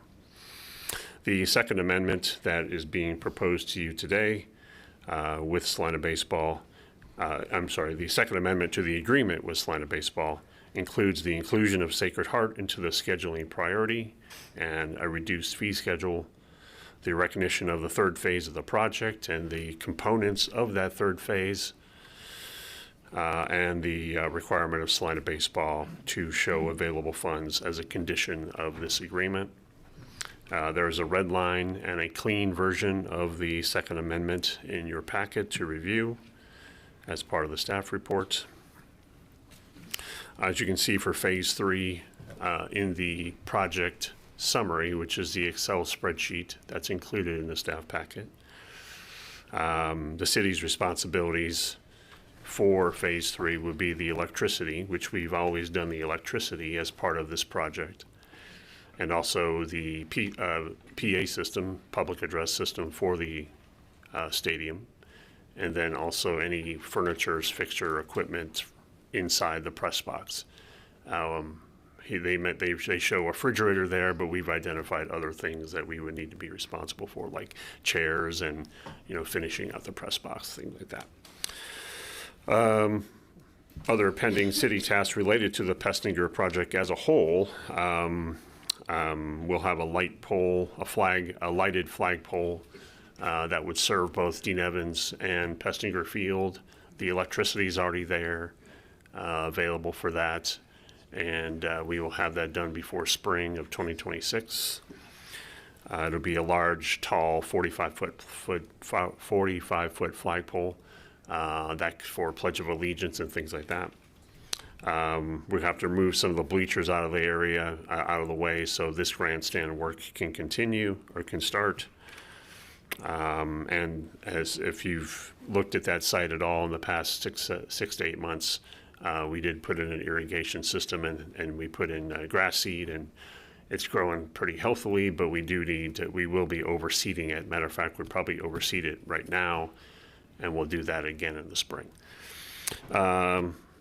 Fiscal considerations, the execution of the Second Amendment incurs no direct costs. The costs associated with the project have already been established. The city estimates for the Phase 3, and these are estimates, are $17,400. We've currently, of the $932,000, we do have the capacity to cover the $17,400 within the project costs. We would have an estimated remaining fund of Pestinger project funds of approximately $32,000. Today, our proposed actions include option 1, authorizing the mayor to execute the Second Amendment to the agreement with Salina Baseball Enterprises. Additional possible options, of course, are voting to amend option 1, postponing the action today, or rejecting the action today. Staff recommends option number 1. Myself and staff are available for any questions that you may have relating to the Pestinger project. Also, Kenny Hancock and Byron Tomlins are here with Salina Baseball Enterprises to discuss anything that you might want to ask them about. They also might wish to speak on behalf of the request or of the proposed amendment and the donation from Sacred Heart. But otherwise, I will stand for any questions that you might have or have staff available. Thank you. Do we have any questions for Mr. Ammon? No. Any questions for the applicant or Mr. Tomlins and Hancock? Did you gentlemen want to say anything on the behalf of this, or it's not mandatory, but I just wanted to offer that opportunity. He did just drive from Topeka. In the rain. Not really anything to add. Mr. Hammond described it perfectly. We're just here, very excited to start the final phase of this project. The grandstand is ordered, and we're going to complete it and fund it. And so Fantastic. I can answer any questions if you have any, but we're just here to support the amendment. Thank you. Thank you. Is the project going to be on track to be complete by the spring season? Well, right now we're hoping for March. Is that correct? March. So if we meet that goal, then yes. All right. Any more questions? Thank you very much. Mhm. Appreciate Thank it. I'd just like to make a comment, and this is another great example of a public-private partnership, and I'd like to publicly thank the donor that's making this complete and everything Salina Baseball's done. Couldn't agree more. I will bring this, well, actually, we need public comment. Any member of the public wish to comment on this item? And I'll bring it back to the commission. I move we authorize the mayor. Better turn this on. I move we authorize the mayor to execute the second amendment to the current agreement with Salina Baseball Enterprises, Inc. relating to Wilbur Field and James Matson Field. Second. We have a motion and a second to approve and authorize the mayor to execute the second amendment to the current agreement in Salina Baseball Enterprises Incorporated relating to Wilbur Field and James Matson Field. All those in favor say aye. Aye. Opposed, same sign. Passes 5-0. On to 5.2. Item 5.2, consider authorizing the mayor to execute an amendment to the agreement with the Kansas Department of Transportation to remove the KDOT funding upper limit from the Magnolia Road Trail Project from Ohio Street to 9th Street. Mr. Kowach. Mayor, Commissioners, Jim Kowach, City Engineer. We've been in front of you with this project several times. It was actually authorized back in February of 2021. We got word that we had received a Kansas Department of Transportation Alternatives grant. The project went into design, and then we discovered that we needed to design a box culvert, and that box culvert had to have a pretty extensive traffic rated rail on it. And then as we moved forward with the project, we went back and forth with KDOT quite a while on what to do with the railroad pedestrian crossing at the corner of Magnolia Road and Belmont. And we went back and forth, and finally KDOT said if we wanted the grant, we had to work through that intersection. So we've been working with the railroad for about a year. And because of needing to remove the sidewalks that are within railroad right-of-way, there's the potential for having to replace the tracks actually in that intersection. The cost of the railroad improvements has exceeded $241,000, which is the agreement that you guys approved earlier this summer. Because of having to deal with the railroad and the extents of the projects, KDOT went back and looked at this program and actually said they did have additional funding available, and they are willing to remove the cap from the previous grant that they gave the city. The previous grant was for $422,000, and currently, if they pay 80% of our construction-related costs, including the railroad work and the construction inspection, that grant would go up to $902,000, effectively reducing the city share from $705,000 down to $225,000. So this is a really good deal for the city. It's an improvement from Ohio Street all the way to 9th Street on the south side of Magnolia Road to add a 10-foot path and a pedestrian bridge over the drainage structure there south of the mall. We're really excited. KDOT's being really generous. We've already invested about $76,000 into the design, right-of-way reviews, and purchasing right-of-way. So with that, I would request that you authorize the mayor to execute an amendment with the agreement for KDOT for the Magnolia Road Trail Project to eliminate the KDOT upper limit. And I will stand for questions. Thank you. we have any questions for Mr. Kowach? Just one, I hadn't realized how bumpy those tracks were, but I heard everyone come up to the podium saying that they're really rough when you ride over them. I guess was it going west on Magnolia, making a left turn on Belmont? But wherever it is, will that get smoothed out with this? If they do have to replace the tracks across the intersection, they would need to rework the at-grade crossing as well. Okay. Any more questions? Well, it's nice to have some good news come before us. Agreed. Yeah, it is. It's nice to, a $400,000 bonus is Thanks really for nice. taking that second It's a effort. worthy project. A lot of pedestrian and bicyclists use that corridor, so we're excited about it. So I've had to really learn patience these past years, and this has really taken a long time. Yes, it has. Now that we're cleared this hurdle, is there a timeline on getting started on the project? With the passing of the railroad agreement and the funding being settled, this project actually gets let through KDOT. So, and they've got it scheduled for a February 2026 letting, which means construction should start next spring. Okay. We hope to complete a lot of that while Salina South is out of school next summer, since it's right there adjacent to their property. I look forward to that. Sounds reasonable. Thank you for the good news. Any member of the public wish to comment on this item? Now, with that, I'll bring it back to the commission. Mayor, I move we authorize the mayor to execute an agreement with KDOT for the Magnolia Road Trail Project to eliminate the KDOT upper limit. Second. We have a motion and a second to approve and authorize the mayor to execute an amendment to the agreement with KDOT for the Magnolia Road Trail Project to eliminate the KDOT upper limit. Those in favor say aye. Aye. Aye. Opposed, same sign. Passes 5-0. On to 5.3. Item 5.3, consider amending the agreement with Deal Enterprises Incorporated for removal of sediment and tree debris in the Smoky Hill River in Wilbur Park to an amount not to exceed $1,212,169.75. Ms. Tasker.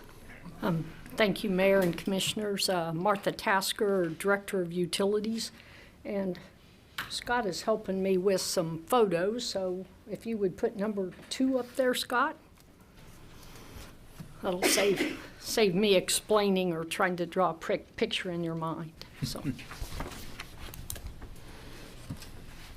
but in general, on 4 separate occasions, heavy rain has occurred in the Smoky Hill River, and it has pushed a large volume of logs up next to the Scour Key and adjacent to the city's river intake structure.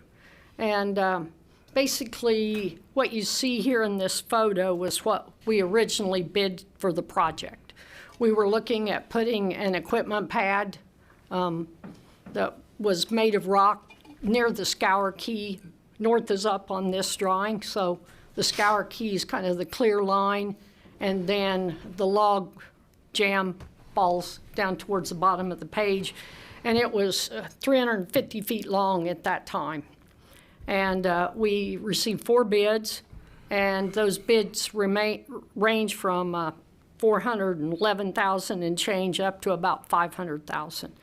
But in each case, that original bid was intended to remove the log jam as it stood at this day when we put our bid package out. And so some used man hours and equipment to develop their costs. Some used cubic yards. Some used truckloads.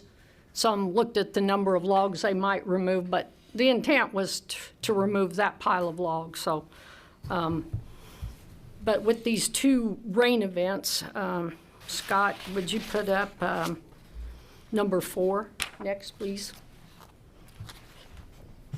And it just shows you when it gets that popped up there. In June, we had over 3,300 cubic feet of per second of flow in the river. In July, It's that first high peak. 4,000 is up towards the top. And then in July, there's 2 events, the 23rd and 26th. The next 2 high spots cleared. Oh, there you go, Scott. And then in September, another high spot there. So really, this is kind of unprecedented. What we see is down there on the lower left-hand corner from where I'm standing, how low those flows are. They're normally in that 40 or 50 CFS. So these were kind of abnormal situations. I looked back 5 years and didn't see any flow. So I think that's a reason that all of these logs found their way to Salina and to our scour key. And so over time, it grew with these storm events. And, excuse me, number 5 now, Scott. Hopefully this didn't make it too hard for you, but a little bit of extra to be able to see some things.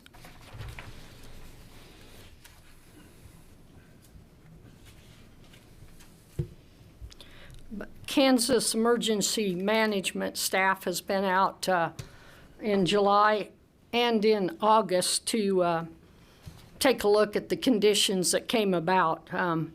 They did not come in June because it was determined we didn't have enough to receive disaster plans payments for June, but they did come for July and September. And I'll talk a little bit more on the fiscal note about what they foresee for the cost of this and what that might mean to us in disaster payments. So originally, the agreement with Deal Enterprises was to remove the log jam that we took a look at.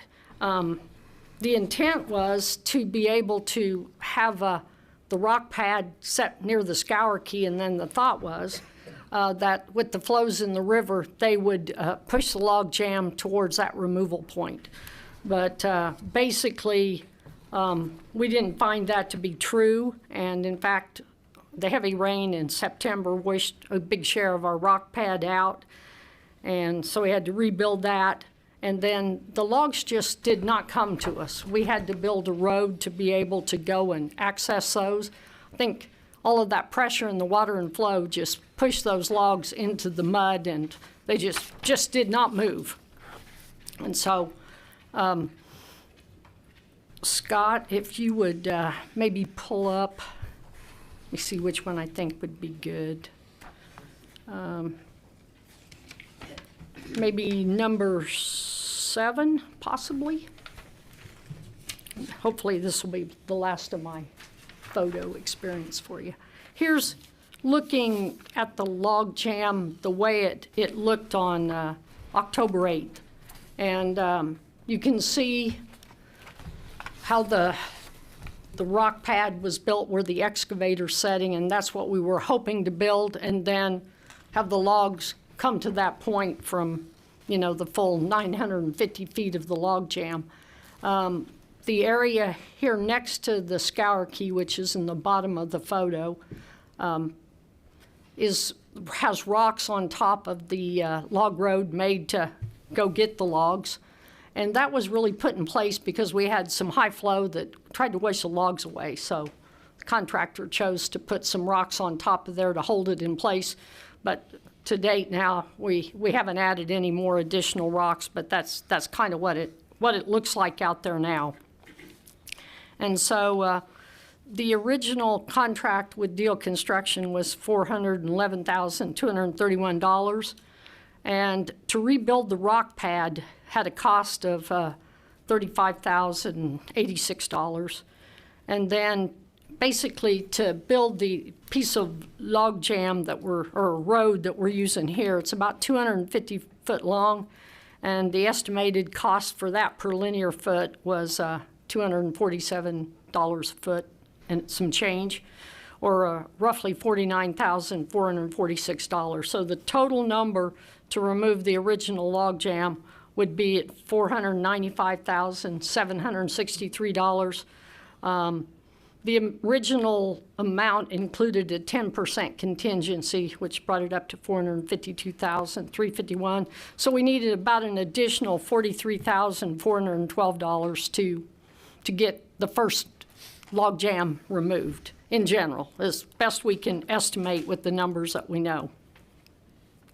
And so we kind of came to a point where we have to decide whether we move forward and negotiate an agreeable amendment to this project to complete it, or if we go back and do something else, rebid or whatever. So typically in projects that we do in utilities, engineering, you'll see a lot of our estimates done based on linear feet. It's what we do with streets, sidewalks, and piping, so it's not uncommon. So we went back and tried to look at what would it cost to build an additional 550 feet of log jam road, for lack of a better term, to be able to remove the other. Scott, I might have you put up maybe number 8 while I'm talking here. Thank you. And so in your packet, there's information that talks through how we came up with the cost per foot. I'm going to try to summarize that, and then if we have additional questions, we can go back and look at that in detail. But this here basically shows you the original log jam and then additional feet that was added for number 2 and number 3. But in general, we have about 550 more feet of log jam than the 350 we started with, so we're up to about 900 feet. So we were trying to determine what would it cost to remove that other 550 feet of log jam.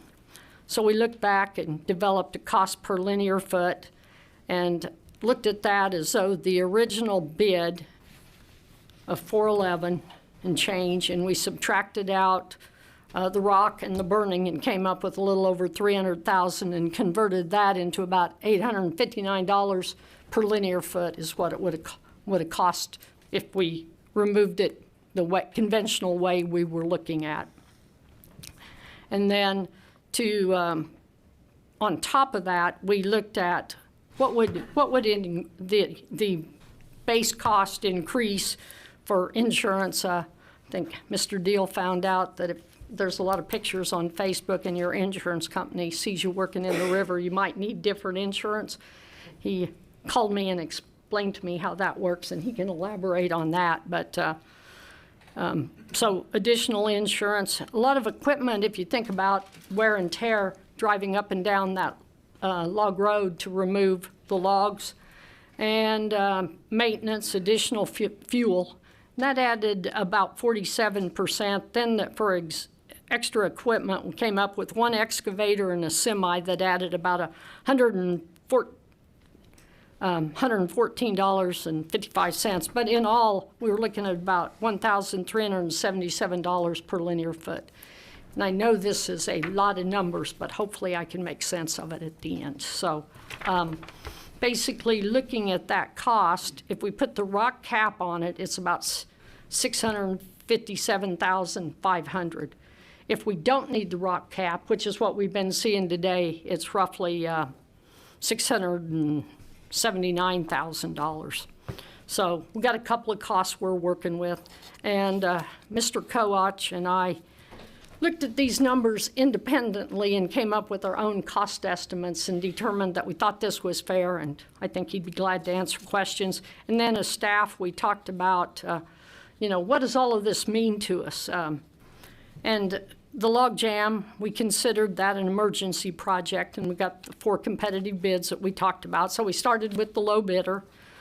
The additional storms lengthened the log jam, compact the debris. It didn't move downstream as we planned for, and cost to access for the access road versus additional entrance points. We spent a lot of time talking about that. If we went down south further, put in another entrance points and a rock pad, we'd still had to have some kind of an access road because of the overall length of it, and the actual harm to the city park there and the baseball fields we didn't feel was a good investment. Right now, we've got a gravel road off of all the parking lots with the truck access, and to date, we don't see any damage to the existing parking lot or other than the grassy area. So we, for the project, haven't done damage. So more equipment, more risk to move up and down along the river. And basically this cost is to clean the river channel out and get us back to where we started out. And and staff recommends we leverage the work that's already been done, which you've seen in the previous map here. The work is pretty well done, and there's about 350 foot of log jam left right at this moment that isn't in the road, or the 220 truckloads have been hauled out to the wastewater plant to date. So basically, when we look at this, we've estimated what we think it takes to finish up the project. And so, kind of as a summary in the fiscal note, we need $43,000 over and above what was in the original agreement, which included the 10% contingency.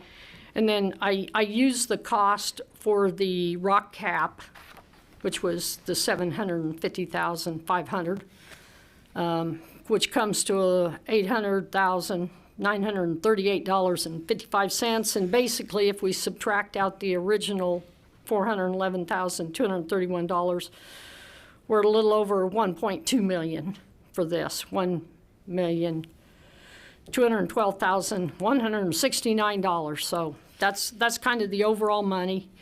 And wanted to talk a little bit about the disaster payment now. So, and I finally was able to get some dollars out of the disaster group on what they thought the log jam cost for the July and the September event. And based on their costs, they're a little over $714,000.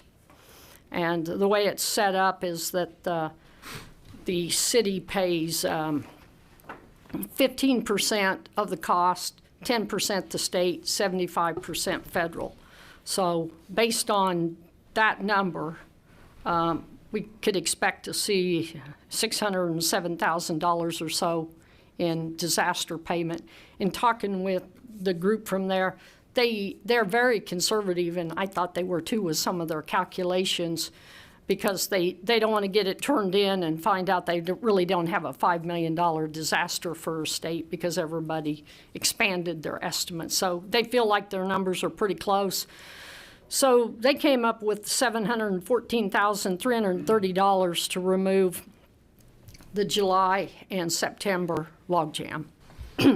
Our numbers with the rock cap is $757,526. So, excuse me, close. If we get lucky and don't have need the rock cap, I don't feel like we've had much luck to date. So I thought I should start with the high number and work backwards. So hopefully we would receive anywhere from 50 to 53% based on these numbers, but the actual payment is based on cost and all of your labor, equipment, truckloads.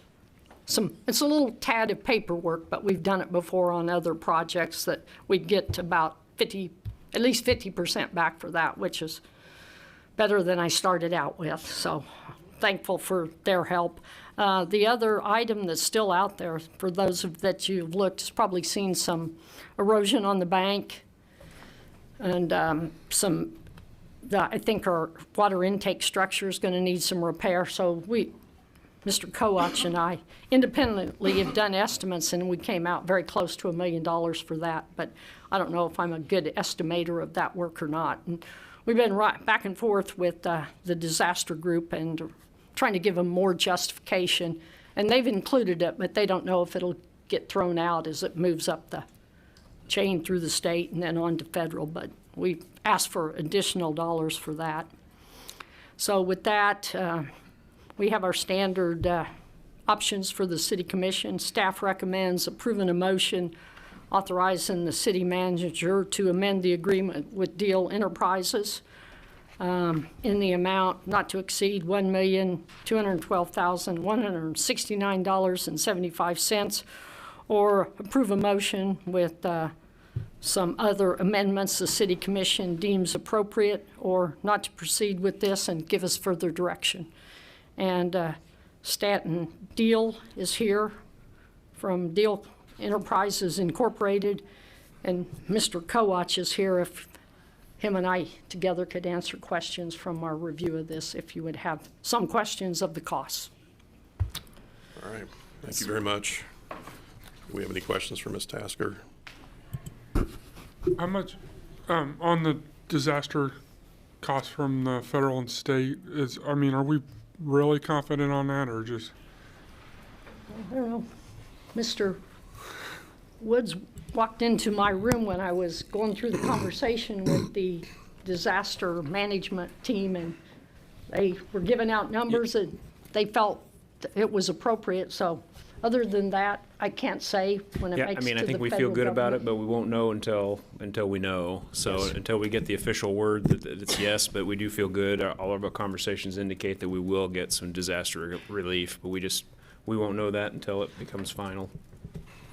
And in both of those storm events, July and September, there was a lot of other storm damage in other counties, which helped make it a much bigger disaster for the state of Kansas. So I think that feels better. The June was pretty specific to us. So With the original, I'll say contract, we were sort of running Deals, equipment, time, personnel, not necessarily equating that to completing the job. Is this geared more with the mindset of you're going to complete the process for this price, as opposed to, again, running your equipment, personnel, and time? actually, we've talked a little bit about that. In the event that it gets done quicker, it takes less time, less equipment. Everything's based on manpower and equipment that he's using. If he believes maybe towards the end of November. From what I'm seeing, I think I have a little better hope that he might get done sooner, but that's the date he gave us, so the cost will come down. Or I guess the other way I could ask this, is this a guaranteed maximum price? It is a guaranteed maximum price that can come down. Okay. Would you agree? Yes. That's what we talked about, was the max price so there was no more discussion about it at a time, and then the rest of it would come into play as we work through all of the invoices that come in for rock, labor, material, all of that. Okay. Which we need for disaster payments anyway, so it's not extra work for us. It's what we need to do. This include removing the rock and tree log road once? I'm assuming that gets eaten up in reverse order? It when does. It's done? Yeah. And okay. Mr. Deal could probably talk better, but in the document I received from him, he's probably tired of me because about 4 iterations, but it does say that he removes the rock road, because all of those questions came up. Is the money that's not spent going to be shared? Yes, trying to guess ahead what could happen, but hopefully a snowstorm won't cause as much trouble for us as a heavy rain, since cold weather's coming. But I'm done. Do you have any more questions? Well, I was happy to see that the parking lot and the roads holding up, or the loads, 220 loads. Have they weighed them out any? Are they as heavy as they expected it to be, or? that's a question I can't answer, but it doesn't, like, when I didn't see any damage in the parking lot, it made me feel like that dead wood was not as heavy as it could be. Hello, Commissioners. I'm Staten Deal with Deal Enterprises, Inc. As far as weighing out a load, we haven't, but the trucks aren't weighing even close to 80,000 pounds leaving out of there and going to the wastewater facility. I would have to say they're in the 60 to 70,000 range. So you haven't been concerned about being overweight at all? No, not at all. Okay. Not at all. But we do plan to weigh some, kind of get an idea for the Yes, I weight. can weigh some. Yes, plan That's to. not a problem at all. Thank you. Yep. Don't leave. So Martha, again, I called Martha the other day. I usually call Jacob when I have questions, but I thought Jacob wasn't going to be any help on some of these numbers, so I just bypassed him in this case. But was I right? Okay, thank you. When the state did their calculation of what they thought it would cost to remove the remainder, and they came up with what, the $714,000. They did that independently, correct? That calculation. Yes, one person did the July storm, and another person did the September storm. Right, and then 2 individuals. And then explain how you and Jim did your own calculations separately. So we basically have 3 calculations that come up in the same ballpark as what it should cost us to remove the remainder. Is that correct? That's correct. Of course, I had to do my estimates long before, to get to where we could put the staff report together. And I was just hearing from the disaster group on our estimates late Wednesday afternoon. Is that when you came by? So we didn't know anything from them till Wednesday afternoon, and Jim and I had crunched numbers a week or 2 in advance of that. And we do that quite often independently.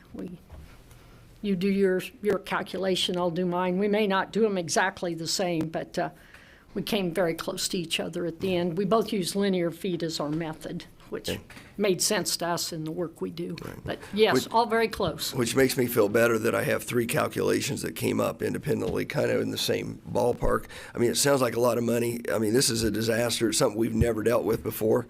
Hope, knock on wood, we never have to deal with again.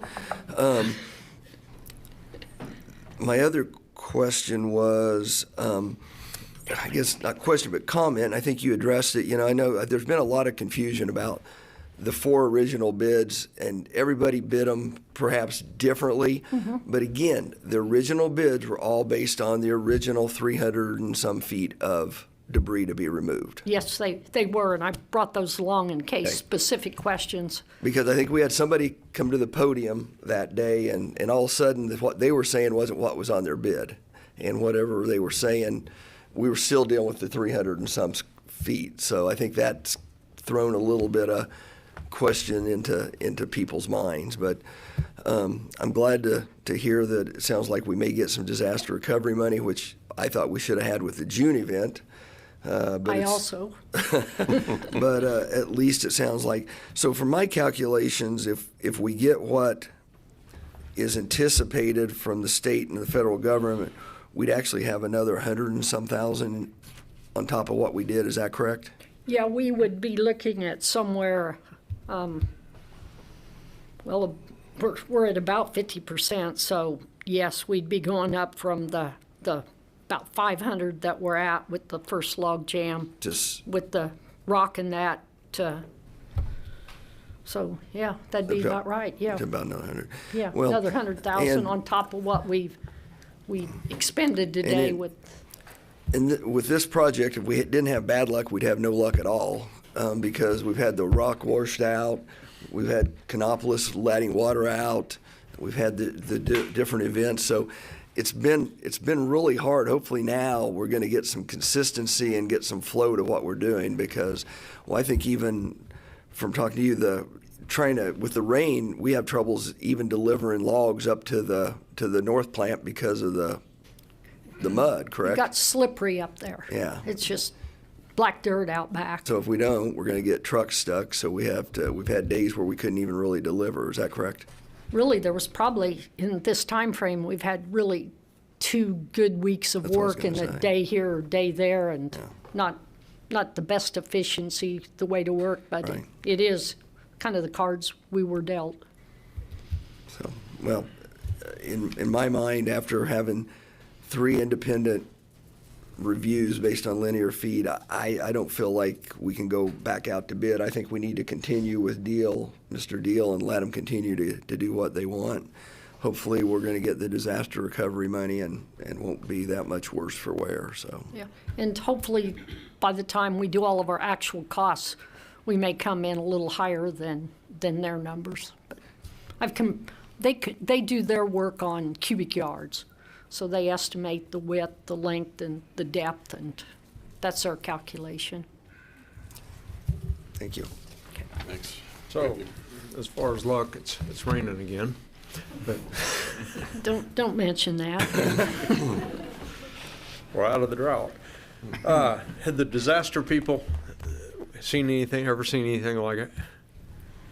Not in the Kansas area. Now, there may be if you went into some other areas where there's lots of forest and different things, maybe an event like down in Texas this last summer, those type of things. But no, and I've talked to a lot of the people that's been around town for years and years, and I haven't found anyone that remembers that. And I would say a lot of people have taken a look at it, so it's got a lot of publicity over time.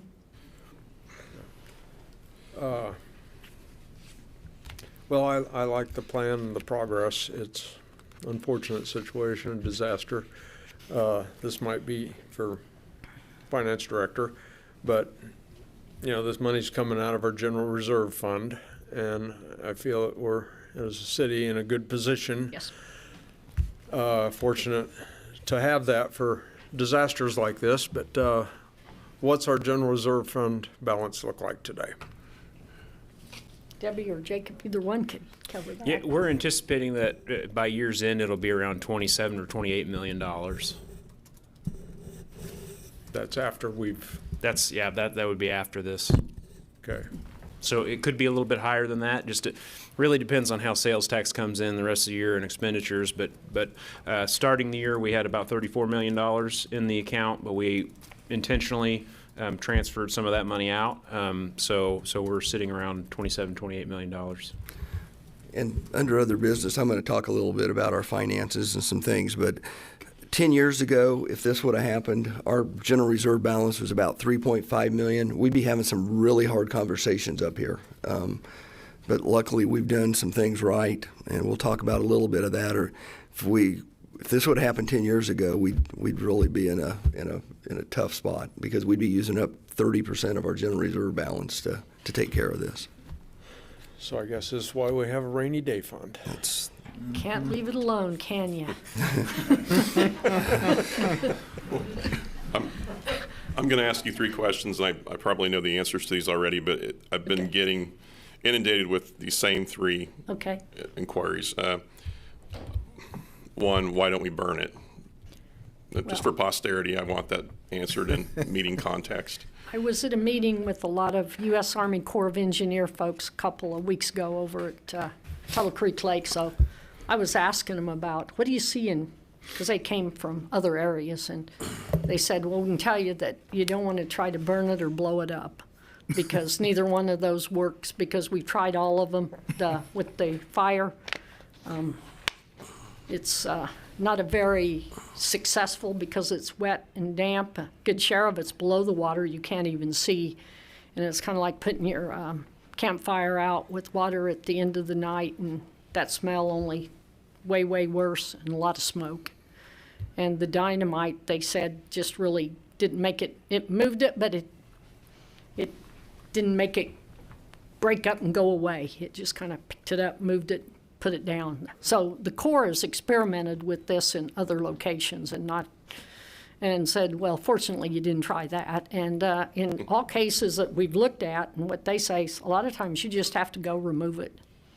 And there was one up at Des Moines. I was coordinate with another person up there that I knew from Kansas, and they were in the same boat, log jam, and they had looked at all the alternatives, and they were going to excavate it out of there with excavators. So it's a painful way, but it seems the most successful with the least side effects. Well, what makes this more difficult is we have steep banks on each side and trees. It's not like you can just walk, you can't just pull up to it and grab it. If you walk down there, Access isn't not easy. Isn't great. We're trying to preserve the park as best we can, and the trees, because wildlife in parks, if we were removing a lot of trees, our permit might have been different with them.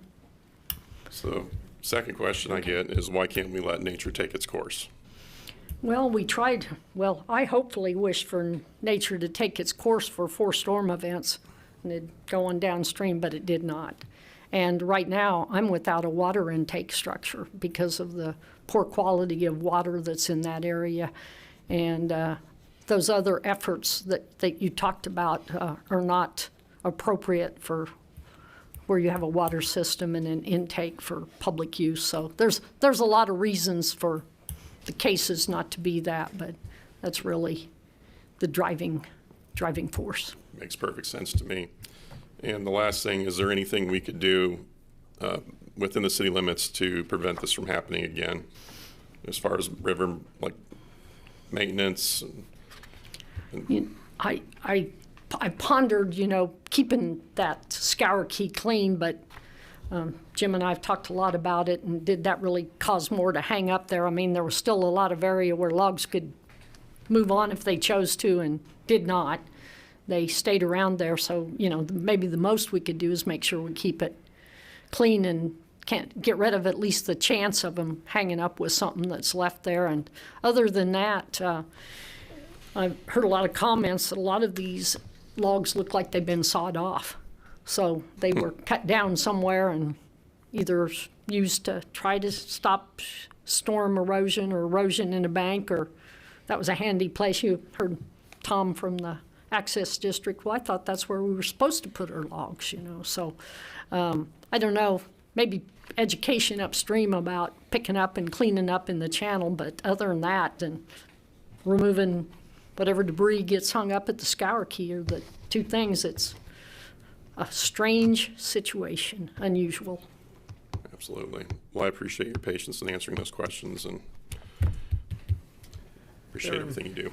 We're fortunate it didn't take out one of our major bridges. That was a concern if it did, if it, for some reason that entire length would have taken off and went over the scour key. We were concerned about downstream bridges, whether they're ours or our neighbors down below, or a lot of bridges down there. So that was a big concern between Jim and I in our conversations. We really hated the mess of dealing with them and the cost, but the alternative could have been worse. Thank you again. Mm-hmm. Well, I will open up to the public for comment on this item. Anyone wish to comment?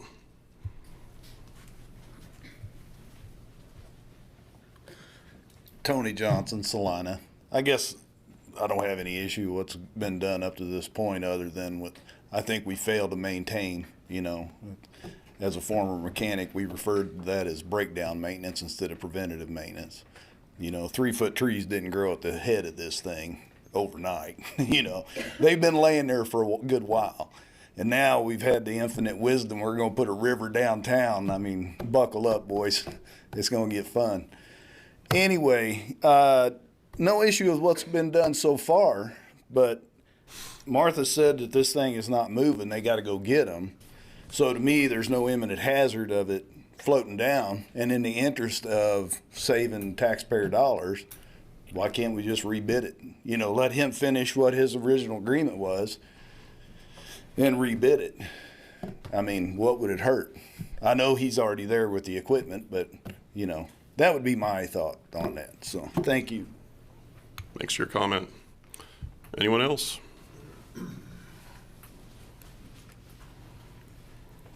Ben Wintle, Salina. I'm going to tell you, I told you so. Change orders. Gotta love them. All right, so I got questions. I got questions for Mr. Deal. I've got questions for Martha. Martha, you said that the intake is down. So are we pulling nothing but well water at this time and not river water? And Mr. Deal, when you start taking this road out, which everybody I've talked to has never seen this ever done before, putting a road in a river to take out a log jam. When you go to take that road out, that rock all of it was supposed to be removed, put onto the bank so that the city can recycle it and use it elsewhere. When you start with your excavator taking out logs, and that rock's just going to fall to the bottom. And you're not going to be able to get it out. You're not going to be able to feel down there to figure out what's rock, what's mud, what it is. So we're going to lose all of our rock that goes in there that's supposed to be recycled.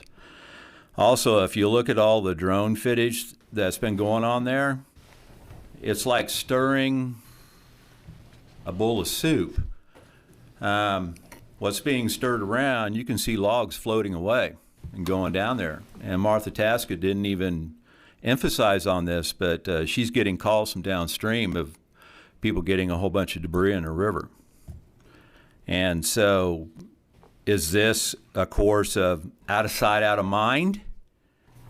And I've also seen the loads going out. Yeah, they're not breaking up the road because there isn't much in the load. I only saw one load that had one log sticking out of the trailer. So if you're taking 2/3 loads out, now you're not going to damage the road, but you also don't have 250 loads like you said you do either.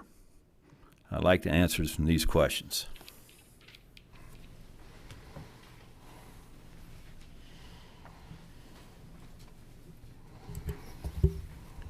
Or not.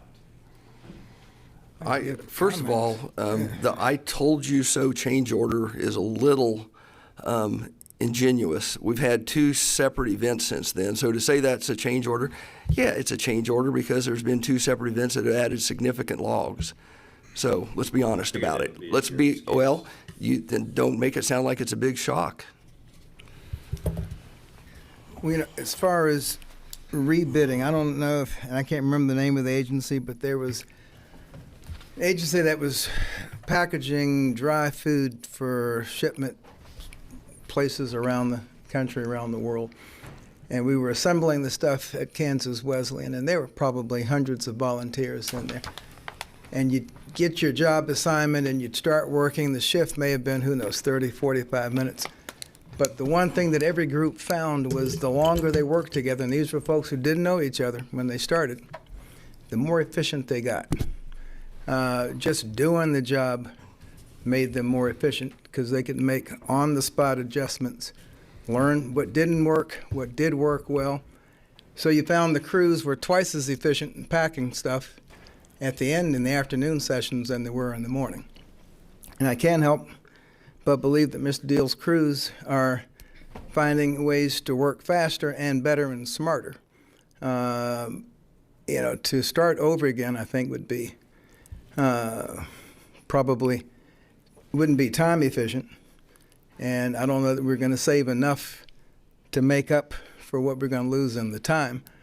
I personally find the shot of that road down the river rather ingenious. I hope somebody's making some public art out of it. I mean, it's who would have thought that this was the way we're going to take them out? But that's the type of ingenuity you sometimes have to do. You have to get something to work. I wouldn't worry about this happening again. I was born during the Eisenhower administration. Folks who've lived here since that time have never seen that before. So, we could put $1 million a year in our budget to prepare, to plan for something like this. In fact, it would be a great way to build our general fund reserve fund, because in 50 years it'd have $50 million in it. Because we probably won't have to do this again. But it's, I'd say let the ingenuity play itself all the way through and get this done. I mean, you got 2 choices: take them out or not take them out. I mean, there is no third ground. We just heard good reasons not to leave them there, not to burn them, not to blow them up. So the best conventional wisdom says, take them out, just remove them. So we may be, writing the script for other communities in the future should they get into a similar situation. But just because, it costs money, but fortunately we're in the position, that we can afford it, and be icing on the cake if we get some of the money back. But, none of us planned this, so we have to deal with it. Well, I think Ms. Tasker, the project manager, has a pretty good handle on this project and is confident, and I believe if she felt that we needed to rebid this, she would bring that forward.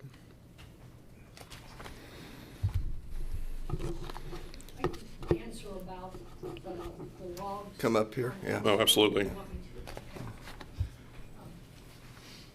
Scott, would you do number 7 again? Sorry. It kind of shows the story about the logs and how they're being held to where they are. And as far as calls from people downstream, Mr. Johnson called me and said he saw some logs down by Chapman. And of course, by Chapman, the Solomon, the Salina, and several other rivers have played in there. So I'm going to walk over here because I don't think I can see this without me. Did the ones at Chapman have SA stamped on them? That's what I was thinking. Tracking collar on it. What I wanted to show you was another ingenious idea that Mr. Deal did. This is a huge log, and he's placed that across here on the east side to prevent the trash and debris making it that way. And then, you know, here's some that's been hanging over there for a while if you look back in the photos. And then, of course, where they pull it down here to remove it, you know, it's totally blocked off by the road. So I think we've tried to address capturing the smaller logs and the larger logs, but to say none made it past us. Every now and again, one left with the stream, so. So to follow up on Mr. Winholt's question, have you received calls from anyone downstream besides Mr. Johnson, who's sitting behind Mr. Winholt right now? No, I have not, but I did get a communication from the U.S. Army Corps of Engineers that someone had called in. It's a meeting. You know, it's not a sporting event. You don't yell from the back, please. And so I did get a call from, or an email from the Corps of Engineers at the lake, and they said they'd heard that we weren't taking them to the wastewater plant and we was throwing them over the scour key. So I had sent them some of these same photos, and what I'd really called them about was to confirm that the permit I had with them was still good for the plan that we're doing. So, and so I relayed this information to them in that conversation. Yeah. Thank you. Thank you. You know, and I don't think realistically anyone would expect that we're going to catch every last twig, leaf, and log that comes through there. I mean, you know, logs come through there ordinarily singly. They just never came, you know, never had a convention before. But it's a ridiculous assertion. I mean, to expect that. If I can come forward, I would like to tell you how it should have been done by another contractor locally that didn't get it. May I come forward, Mr. Mayor? Yeah, go ahead. You had a company in town who didn't get it. He actually had a lower bid than Mr. Deal, but the feet were dragged for him to be able to put in a bid, and he didn't get it in except with email. Talking to him for a long time, his setup was it needed to be craned out of there. You would set up a crane, and you were talking about trees and being able to get over. A crane with a large boom can go over any amount of trees that we got. You got a grappler bucket on the end of it, and you start upstream, not downstream, with taking it out. And you dig it out, grappler bucket at a time, bring it over. His idea was to build a burn pit right there on site with a big blower that will actually get the wet logs to burn, and then you haul off the ashes. But nobody's ever seen trying to take a log jam from downstream to upstream.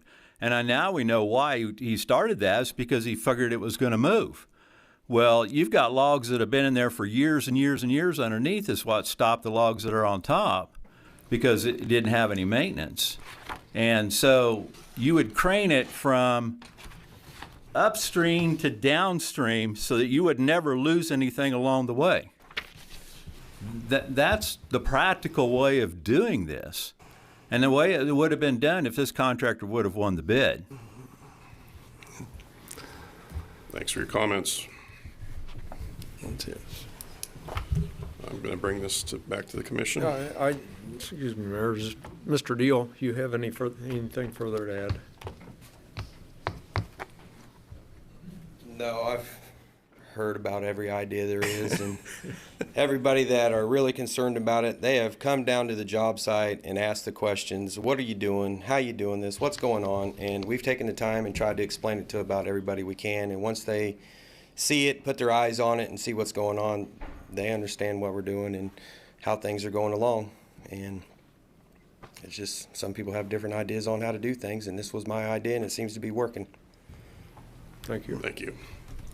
I, for one, appreciate you guys having to work with, video cameras on you 24/7 and an audience and a lot of experts. ideas, a lot of, I appreciate what you guys are doing and getting it done. Thanks. Back to the commission. Motion.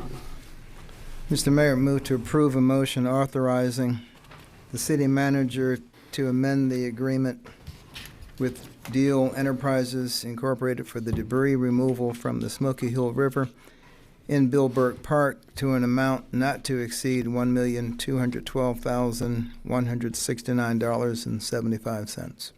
Second. Okay, we have a motion and a second to authorize the city manager to amend the agreement with Deal Enterprises Incorporated for the debris removal from the Smoky Hill River in Wilbur Park to an amount not to exceed $1,212,169.75. Those in favor say aye. Aye. Aye. Opposed, same sign. Passes 5-0. On to 5.4. Consider approval of item 5.4, consider approval of ordinance numbered 25-11258 and 25-11259 required to transition from a contracted city attorney to an in-house city attorney, and resolution number 25-8315 approving an amendment to the staffing table. Mr. Wood. Mayor and Commissioners, back in 1986, the City of Salina entered into an agreement with Clark Mize and Linville that appointed or designated Greg Bingston as the city attorney, and outlined a scope of services that the firm would perform. It included attending meetings, coming to doing some of the staff work, and then providing other legal services for the city. Mr. Bingston has served in the role as city attorney since that time.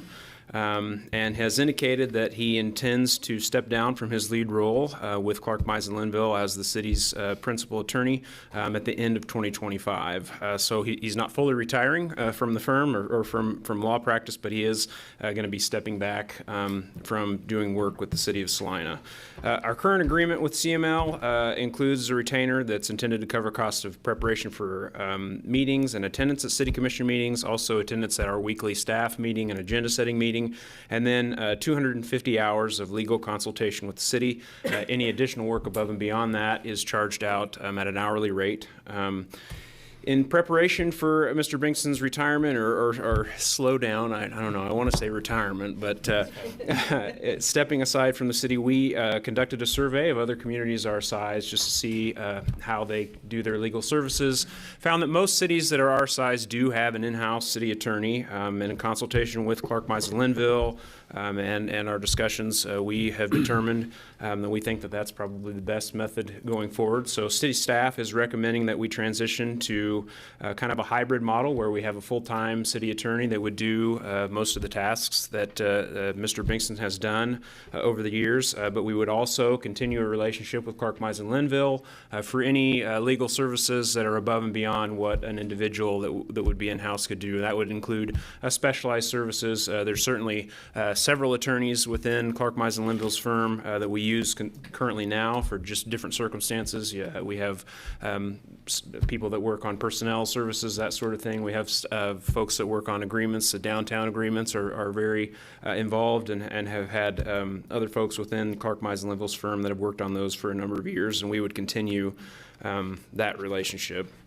So if the city commission is interested in going to this new model, there are some actions that would have to be taken in order to do that. There's actually 3 separate actions. First would be approving an ordinance that would amend the code pertaining to classified city employees. So currently, the code says that there are certain employees that are not classified or that are exempt from being classified employees. That includes contracted positions, independent contractors, consultants, part-time employees, city attorney and assistant city attorneys, the municipal court judge, and the city manager.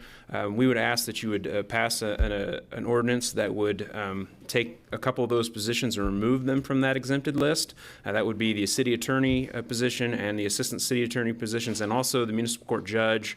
That position has been a classified employee for quite some time, but the code was not amended at the time that we did that. The second item would be to approve an ordinance that would repeal Division 2 of the code. Division 2 of the code sets out, or Division 2, Article 5 of the code. This sets out, there's a couple of departments that are defined in the code. It used to be in the past, all of the city departments were defined in the code. Those, at some point in the 80s, there was an amendment to the code that removed most of the city departments, but the city law department remained in there, and that provides definitions for what the qualifications of a city attorney and assistant city attorneys would be, and kind of defines their duties. We would ask that you would amend the code to repeal that section so that we could bring this in-house, and it would be classified like all other departments, which are typically done as part of the budgeting process. When we bring a budget forward, we bring an organizational chart forward that shows different departments of the city. So this would allow us to manage the city attorney position as we do other classified employees with a position description that's managed and held within the Human Resources Department. And then the last item would be to approve an ordinance, or not an ordinance, but a resolution that would amend the 2026 staffing table, adding the position of city attorney into the classified position and salary schedule. We'd ask that you place that in a pay grade of E87, which is a minimum salary of $122,000 with a maximum salary of $195,000. So those are the 3 action items that would need to be taken. For the budget, the city has $595,000 in our legal services budget. That doesn't all go to Clark Misen Linville. Of course, there's other counsel or specialized counsel. We have bond counsel that is budgeted out of that, but we do have enough in that fund that we could fund an in-house city attorney. And any other legal expenses that would occur there. So with that, I'd be happy to answer any questions. There's the 3 items here. We would ask that you approve an ordinance amending Salina Code Section 2.51, an ordinance that would repeal Division 2 of Article 5 of Chapter 2 of the Salina Code, and then approve a resolution that would amend the staffing table. And I'd be happy to stand for any questions. Thank you. Do we have any questions for Mr. Wood? I know you and I have talked about this multiple times, and it sounds like a good direction for the city to head. I guess my question for the 2 of you sitting there is, when we go out to look for in-house counsel, is there specific education or training that we're looking for in an attorney? Because it's like everything. There are specific things that attorneys are better at. So is there a specific group that we'll kind of go out and look for as an in-house attorney? Certainly, and as attached to the staff report, we do have a position description, and certainly we would want to have somebody with some municipal or local government, county or municipal experience. I think it would be important for us to find somebody that has some experience, at least doing this type of work. It is kind of a specialized area that not everybody is going to have experience working in local government, but we would certainly hope that we could find somebody that has that experience. The state of Kansas does have a robust city attorneys association, and I assume that might be it's certainly a recognized specialty, and so I'm sure if the city chooses, it could avail itself of that sort of experience. Perfect. Thank you. Is this pay range going to be competitive? We've done some make surveys. An open question. But, some surveys of other communities and kind of where they're at with the city attorney, and we feel like that this range is appropriate. Okay. So we'll just have to see. I don't know what the market looks like right now, but we'll, we have been successful at hiring attorneys that work for the city. So we have a couple of prosecutors, a municipal court judge as an attorney. So we do have people with law degrees that work for the city that are probably a little bit lower than this range. This would be this range is the top of the executive's pay scale. So it's one step above the deputy city manager. So it is the highest range that we have available in our classified position. So we'll have to advertise and see what we find, and if we don't feel like this is the right range, then we may have to come back and have another conversation about that. But we just won't know until we look. But we did feel like this was competitive with the market that we saw from other city attorneys across Kansas. If we approve these 3 items today, how early would that search start? I would think that we would be able to have something out in the next couple of weeks. And you'll work with Natalie through HR on that? Okay, thank you. So the history prior, 1986, prior to Mr. Bingston, was we already still contracted with Clark Mize then, or did we have an in-house attorney? I don't believe we've probably ever had an in-house attorney. Typically, you don't. I mean, really, an in-house attorney really kind of there's a level of a size of community where you get to a point where you have enough work where you need to have somebody in full time, and I think we've over the last 30 years probably reached that. We're a big city now, right? Yeah, we're big time. So I would anticipate, I don't know that answer, but I would anticipate we've never had a city attorney on staff before. That is correct. There were a series of attorneys that served in that primary role. C.L. Clark, back in the 50s, one of the founding partners of our firm, served in that role. Mr. Rudy Barta is a prior city attorney, and even though we're not related, I have the utmost respect for Larry Bingston, who served in that role for a period of time. So that has been the sequence. And in 1986, as you might imagine, certainly the world has not become any less complicated. And the role has expanded as the scope of the city's efforts and all of the legal aspects of what the city does have inherently expanded since I began. Could I ask one other question? And I hope the question is asked in a way that you can answer it. But since I've been on the city commission, I've heard you refer to your role as the attorney for the city commission. And that's an oversimplification. Does that chain of command and responsibility change any? Well, it could, and that depends upon the experience that Mr. Wood has in his role as city manager in terms of the structure of the position, and I should let him speak to that more so than my speculating. But you'll hear me refer to myself more so as legal counsel. That is to distinguish the state statutes on municipal court refer to the prosecutor as the city attorney. There are, maybe that's a fine distinction, but I try to make it, frankly, out of regard for the role of the city prosecutor. The city prosecutor has a delegated degree of the sovereign authority of the city in that they are making decisions in relation to charges and prosecution of cases. While the scope of legal counsel is possibly broader, as you may have noted, I have no authority to decide anything. I simply am in the role of advising you all as the governing body, boards and commissions, and city staff with whatever matters you all might be dealing with. But I am not in a decision-making role in any respect. And just one last question. I know you do attend the meetings of the Salina Airport Authority. Is that through a separate arrangement with Clark Mines and Linville, or through your role as a city? No, that is council? by a separate arrangement. Okay.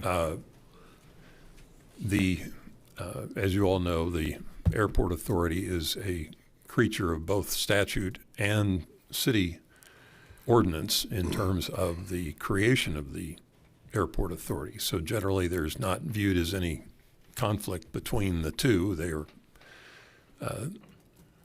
are an authority of the city. And my plan at this point is to continue to serve as counsel to the Airport Authority for whatever period of time they might wish. Thank you. It's good for them. Well, thank you. We have any more questions? Any member of the public wish to comment on this item?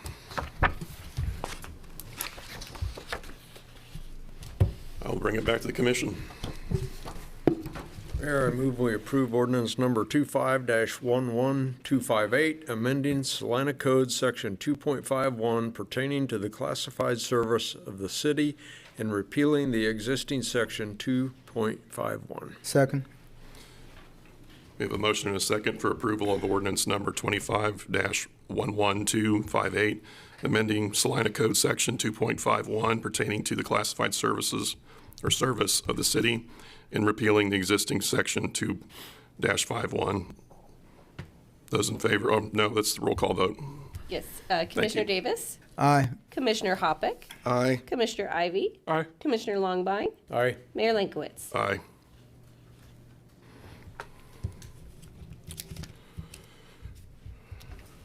I'll accept another motion. Yeah. Move to approve ordinance number 25-11259, repealing Division 2, including sections 2-106, 107, and 108 of Article 5, Chapter 2 of the Salina Code pertaining to qualifications and duties of city attorney and assistants. Second. We have a motion and a second for approval of ordinance number 25-11259, repealing Division 2, including sections 2-106, 2-107, and 2-108 of Article 5, Chapter 2 of the Salina Code pertaining to qualifications and duties of city attorney and assistants. And roll call vote.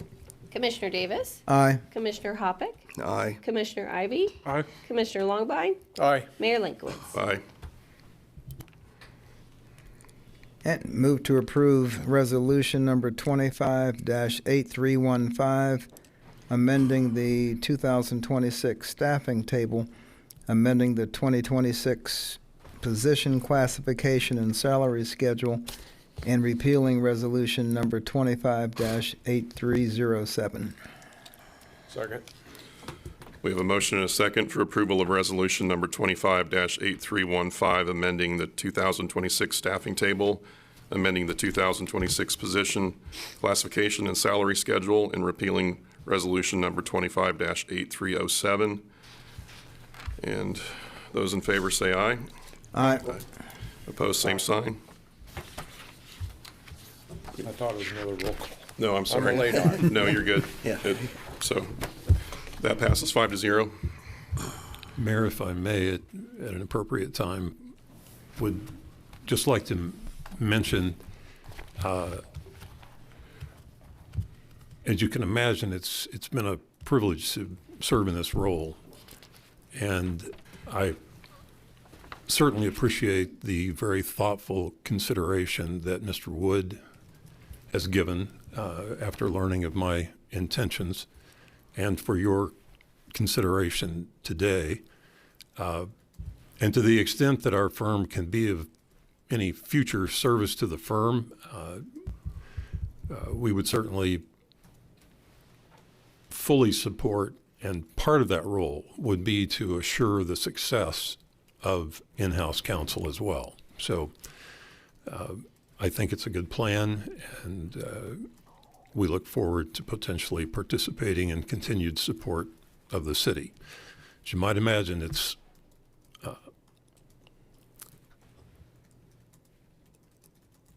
there's no other circumstance in which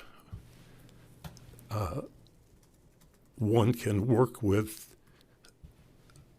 such good people doing such good things, as has been my experience, whether that's commissioners,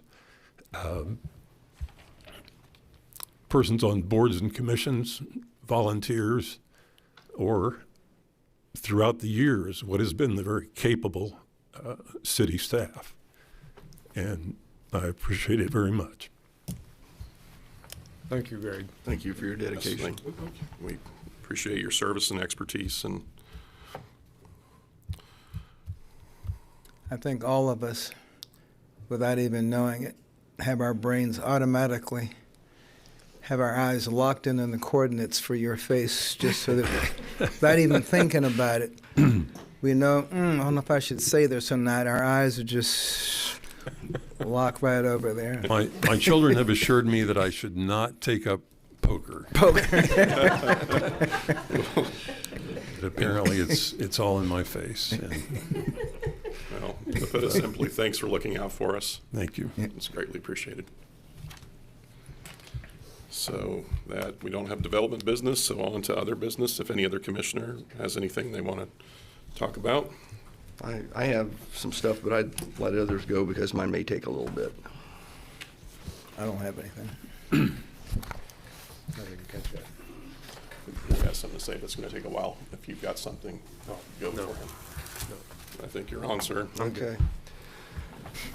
Well, as a lot of you know, I'm a big cheerleader for the city of Salina. I think we have, as Mr. Binks has had, a lot of good things going on. And here lately, I've been fairly concerned. I'm hearing a lot of talk about how Salina residences are overtaxed and how we should be lowering the mill levy, which, again, for the second year in a row, we're going revenue neutral, which does lower the mill levy. But saw something posted where it said taxes in Salina are pushing people away. And man, I thought that's pretty harsh. And so I decided, you know what, I better do my own homework, and I better do some research and see where we're at, because maybe my perception's wrong. So I started looking at property taxes in Saline County and Salina and other communities. And so as we talk about property taxes, I think we need to talk a little bit about how property taxes work. So January of every year, the Saline County Appraiser's Office sets values on property. And then there's a actual multiplier that's used, 11.5 or 11.25%, I believe, 11.5% used for residential property and 25% for commercial property. So you multiply that by the appraised amount, and then you take that number and multiply it by the mill levy to get what your amount of taxes you're going to be charged are. So there's basically 5 major taxing entities in Salina. There's USD 305, who has the largest mill levy, the county, who's second, the city, Salina Airport Authority, and library, and then there's some others that just had a minuscule amount. So I'm glad to see that Sean Roberts is here. He's our county appraiser, and I've been talking to him a little bit about this, and just curious as to where we fall. And so there's 105 counties in the state of Kansas. And Saline County overall mill levy, and that includes all of our taxing entities, is lower than 90 of the 105 counties in the state of Kansas. So there's 15 counties that have lower mill levies than we do for the entire taxing basis. The second part, when you look at your property tax, you have to look at the appraised value that's set every January. And looking at how sales have gone in 2025 compared to the appraised value, 79% of residential sales in the city of Salina so far in 2025 have sold for more than the January 2025 appraised value. So what this tells me is that our appraisals are in line. I mean, obviously, it's not an exact science, and you can look at some properties that have a higher value than they should, and some have a lower. But in other words, this kind of tells me that we're not that far off when we're looking at appraised values. So that's the entire county. So then I said, okay, we need to look at the city of Salina. That's what we can control, is where the city of Salina lies. So I went out and I looked, and I compared us to 12 other peers. And I kind of took out the Kansas City area because they're kind of a little bit of a different animal. And the only city out of these 13, including us, I looked at, that has a lower mill levy than us is the city of Hayes.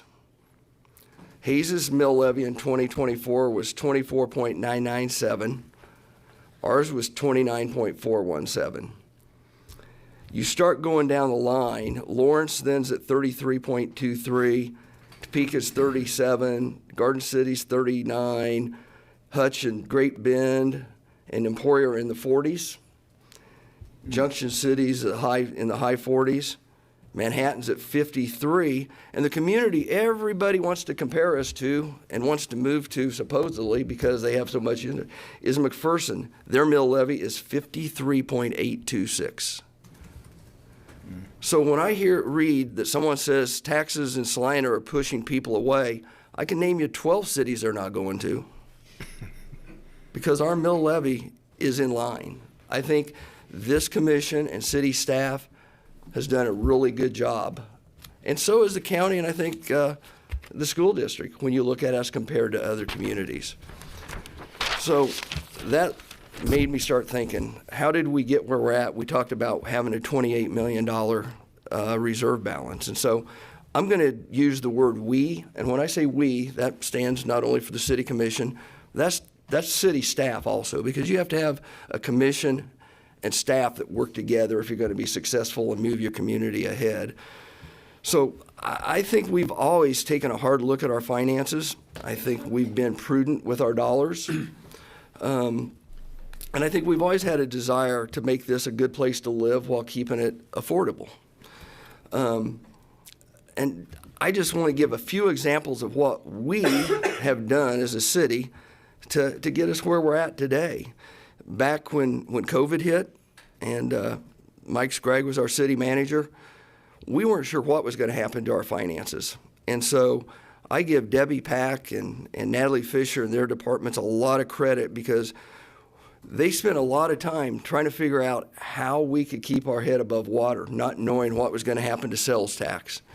Well, several things happened at the federal level. You know, some funds were given out and people spent that, so our sales tax remained strong. But we also looked at, because there's the $600 that was given by the federal government for unemployment. So Natalie and her group says, and City Manager Scragg at that time said, how can we furlough people? You know, how can we job share and keep all of our employees whole while reducing our costs? So we did that. We didn't hire seasonal help.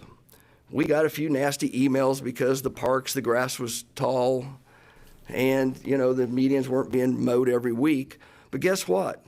We were prudent, and our general reserve balance went up significantly during COVID. And not a lot of communities did that. And I think we're where we're at now because we were proactive and not reactive to what was going on at that time.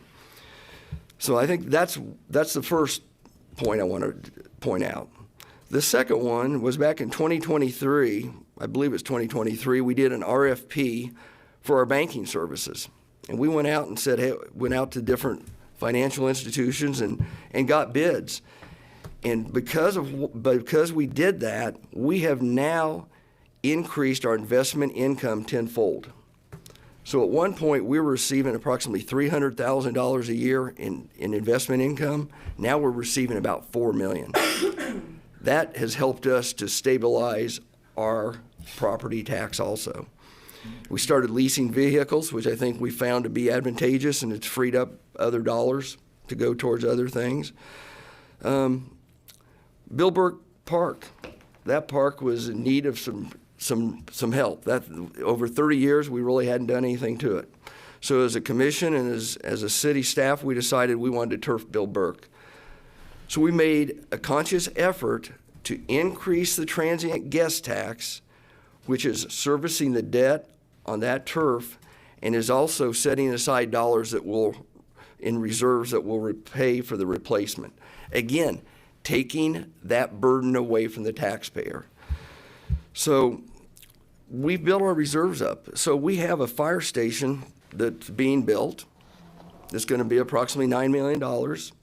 We have the ability as a commission come 2026 to decide whether we want to pay for that entire building in cash, pay for part of it. Either way, we're going to be able to pay a large percentage, if not all of that, and not have to bond it. That will save, I'm guessing, $1 million to $2 million in interest over the life of that loan. So when I hear people say we don't care about the taxpayer, they haven't been paying a lot of attention, because I think we've done a lot of things right. We're not perfect. This commission, no commission's ever going to be perfect. I hope that some of the news outlets that like to talk about the bad will pick up on this and maybe can actually talk a little bit about the good going on in the city of Salina. So that's all I had. Thank you for that. Any other commissioner have any other business? I do just want to mention one thing, kind of in the same vein. So I've been having conversations with the Department of Commerce over the last 6 or 7 months about the Star Bond project in the downtown. And as you know, as a commission, we are doing very well with the Star Bond, and it's anticipated that the bonds are going to pay off in 2031 or 2032. And so what that means is the Star Bond actually lasts until 2039. And it means that there's an opportunity to maybe add additional projects and capture some of that increment. We've anticipated that we'll collect anywhere from $12 to $20 million more than what is needed for those bonds. And so I've been having conversations with the Department of Commerce about adding the river project to that. And I got an indication. I had a meeting with the Department of Commerce a couple of weeks ago, and indications are that they are agreeable to adding that project in. And I don't know the total dollar amount, and there'll be some work that has to happen in terms of a feasibility study and some visitation studies. But indication from the Department of Commerce is they are okay with that project being added. So there's quite a bit of the river project that happens inside the Star Bond district. So lots of those costs that are inside that district can be taken back towards the Star Bond, which is a huge benefit to us because it captures not only city sales tax but also the 6% or 6.5% from the state. So that's a huge dollar amount, and will really help us, I think, to offset any additional costs or rising costs of inflation, any of that. So more to follow on that. There'll be some process that has to happen, but all indications are from the Department of Commerce, who is the approval authority, that they are agreeable to adding the river project to that Star Bond, and we can collect that increment. So I'll have more information on that in the coming months. That's great news. Thanks for the update. Appreciate it. Yeah.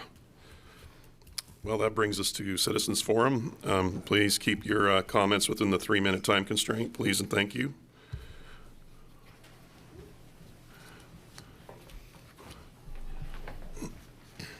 Carl Diggs from Salina. Jerry Santiago from Salina. Ray Dominguez. We hear that there's going to be a Boys and Girls Club built on Sunset Field, which is Bondi Field, which there is actually 3 fields in that area.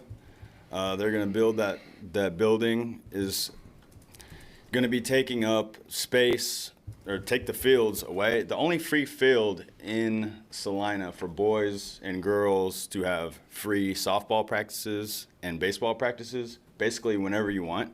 You can't go to Bill Burke, they're locked. Can't go up on the hill, Markley, they're locked. There isn't any free fields in town anymore. So if they build that building right there, basically going at nighttime or on the weekends or whenever you want, you would have to pay money. You have to reserve a field. And it shouldn't be like that if you want to go hit the ball around and you want to play. We are representatives of the Mexican American Baseball League that just started last year here in town.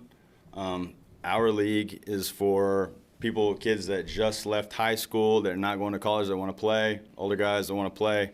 We have 8 to 10 teams right now from the different areas, and we all play it on Sundays at Sunset Park. If you would have came by there yesterday or any Sunday or Saturday or Sunday for the last 6 months, that field is completely packed. We had maybe 100 people, and I took pictures of the girls were having fall ball practice on one field, and younger boys, and they're coaches for their teams on the other field. And that's the only free place in town. You can go to the yard and play. You have to reserve time. You have to go to Wilbur. And if you look at the prints for the Boys and Girls Club, they say they're just going to take Bondi Field, which is that main big one. It actually overflows onto the other 2 fields, which would wipe that whole area out of softball or baseball. We would like to see if we can make some improvements to Sunset Field if we could. You guys just put new equipment in Sunset, redid the basketball court. That looks real nice. Maybe just do a couple little minor things over to those fields and make them more appealing to the public. A lot of people don't really know. I'm sure you guys might not know that it is used a lot. Field 2 or option 2. When we went to the public meeting the other day about that, I don't know if you guys would know about that public meeting. There was a guy up there, former one of you guys. I'm not going to mention names, but he was going to say option 2, or like my option was option 1, find a different location so we could keep that field. But then he was saying option 2 is spending taxpayers' money. If they build the building on Sunset, that you guys would be spending taxpayers' money to go build us another free field on a different location here in town. But it's not just one field. It would be 3 they're taking away, and then that would also include restroom facilities and things like that if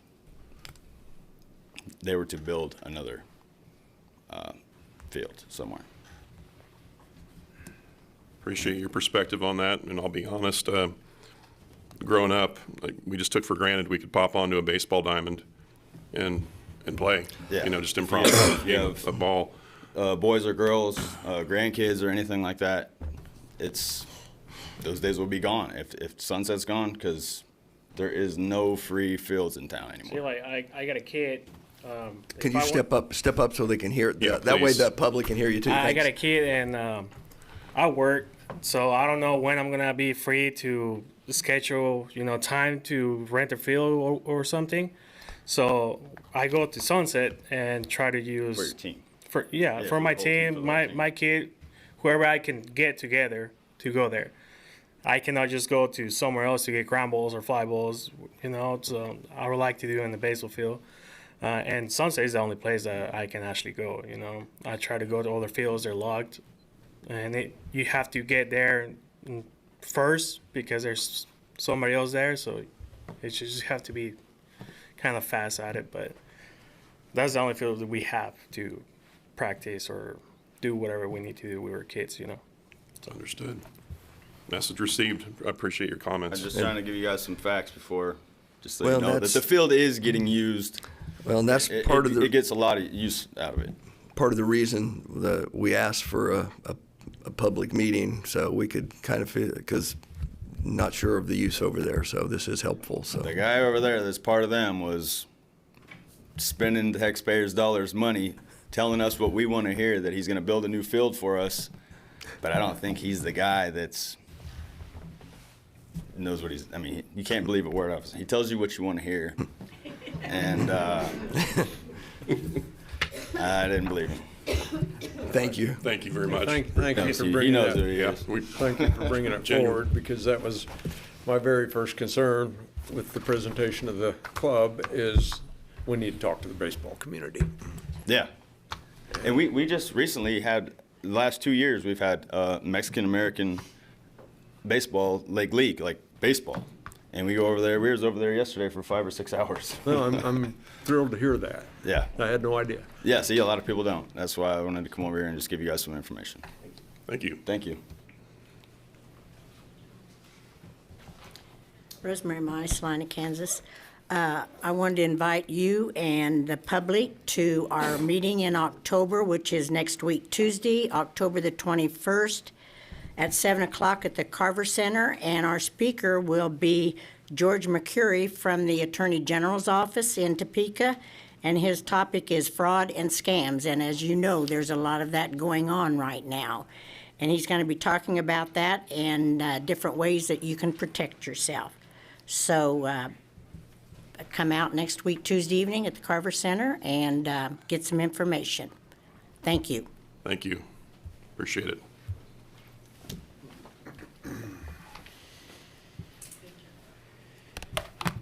Ben Winholt, Salina. Back on August 25th, I stood at this podium and told everyone that I had a reliable source that stated that our current city manager was not the first choice. To take this further, my informant said that one of the commissioners told his retired firefighter friend just what I stated on the 25th meeting. Since that time, I was able to get the contact information of the two out-of-state candidates. When contacted, one of the candidates told me that I had the wrong person. Even though that it was his name, he didn't apply for a job in Salina. The second candidate told me that he was not offered the job. So with that conclusion, I want to personally apologize to City Manager Jacob Wood for having him doubt that he wasn't the first choice.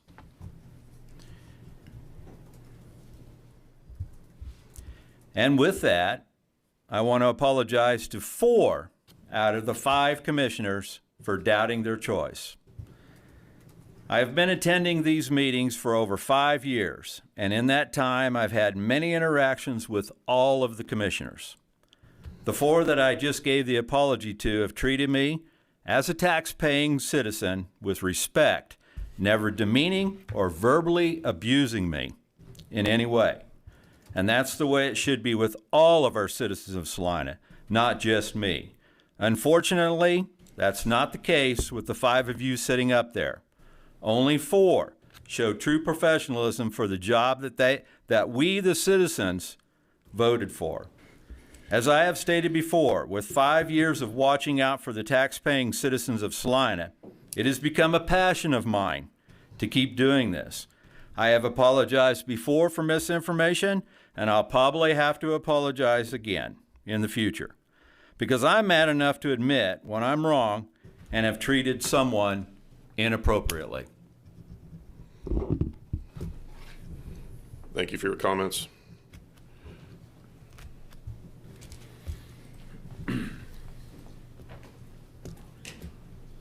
Tony Johnson, Salina. I'm sitting over behind Ben Winholt, in case you didn't know. That'd be me. First off, Bill, I did some polling out at Roselawn Cemetery. You're pulling good numbers out there with your sign. Now, I think that was good placement. I'm going to kind of change up what I was going to talk about. You mentioned taxes there, Mike. I think our sales tax rate's ridiculous. I mean, downtown's even worse. I mean, if you all work real hard, we can get it up to 15%. I think what citizens get tired of seeing is millionaires strolling up here and getting our money. I started a trucking business 4 years ago. I just paid off my business loan 19 months early because I had a good plan. So if Blue Beacon wants to come up here and take my money, or some guy from Kansas City and start dropping, names up here of somebody in the Trump administration now, tell him to go to a bank. If it's such a great idea, go to a bank. It's kind of like ethanol. If ethanol was such a great idea, you wouldn't need government mandates and government subsidies to get it started. The private sector would have already done it. You could say the same thing about public transportation, one of the biggest wastes of public money ever.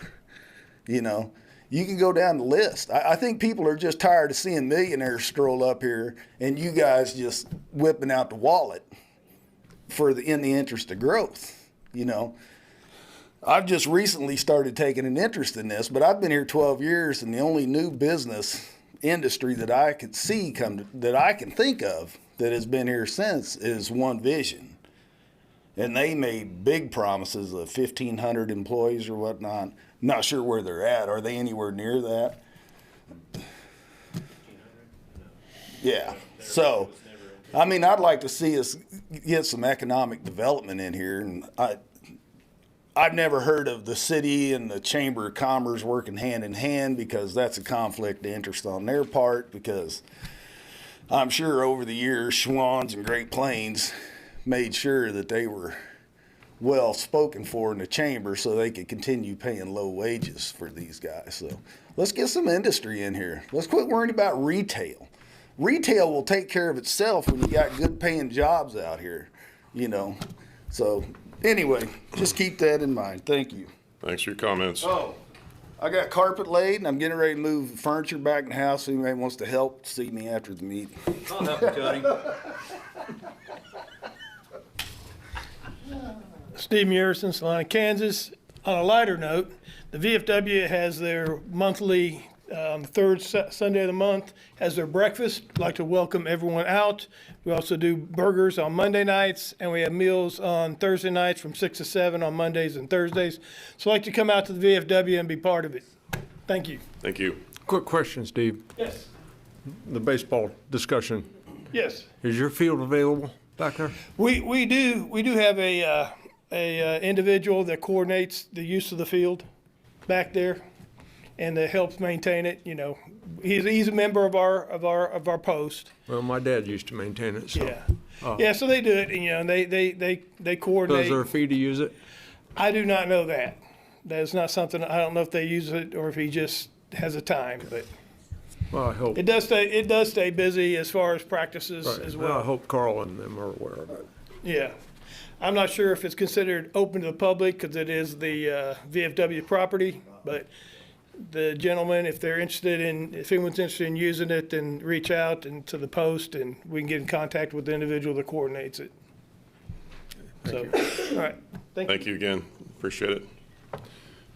Anyone else? Well, with that, I'll bring it back to the commission for a motion to adjourn. So moved. All right. Those in favor? Aye. We're adjourned. Aye.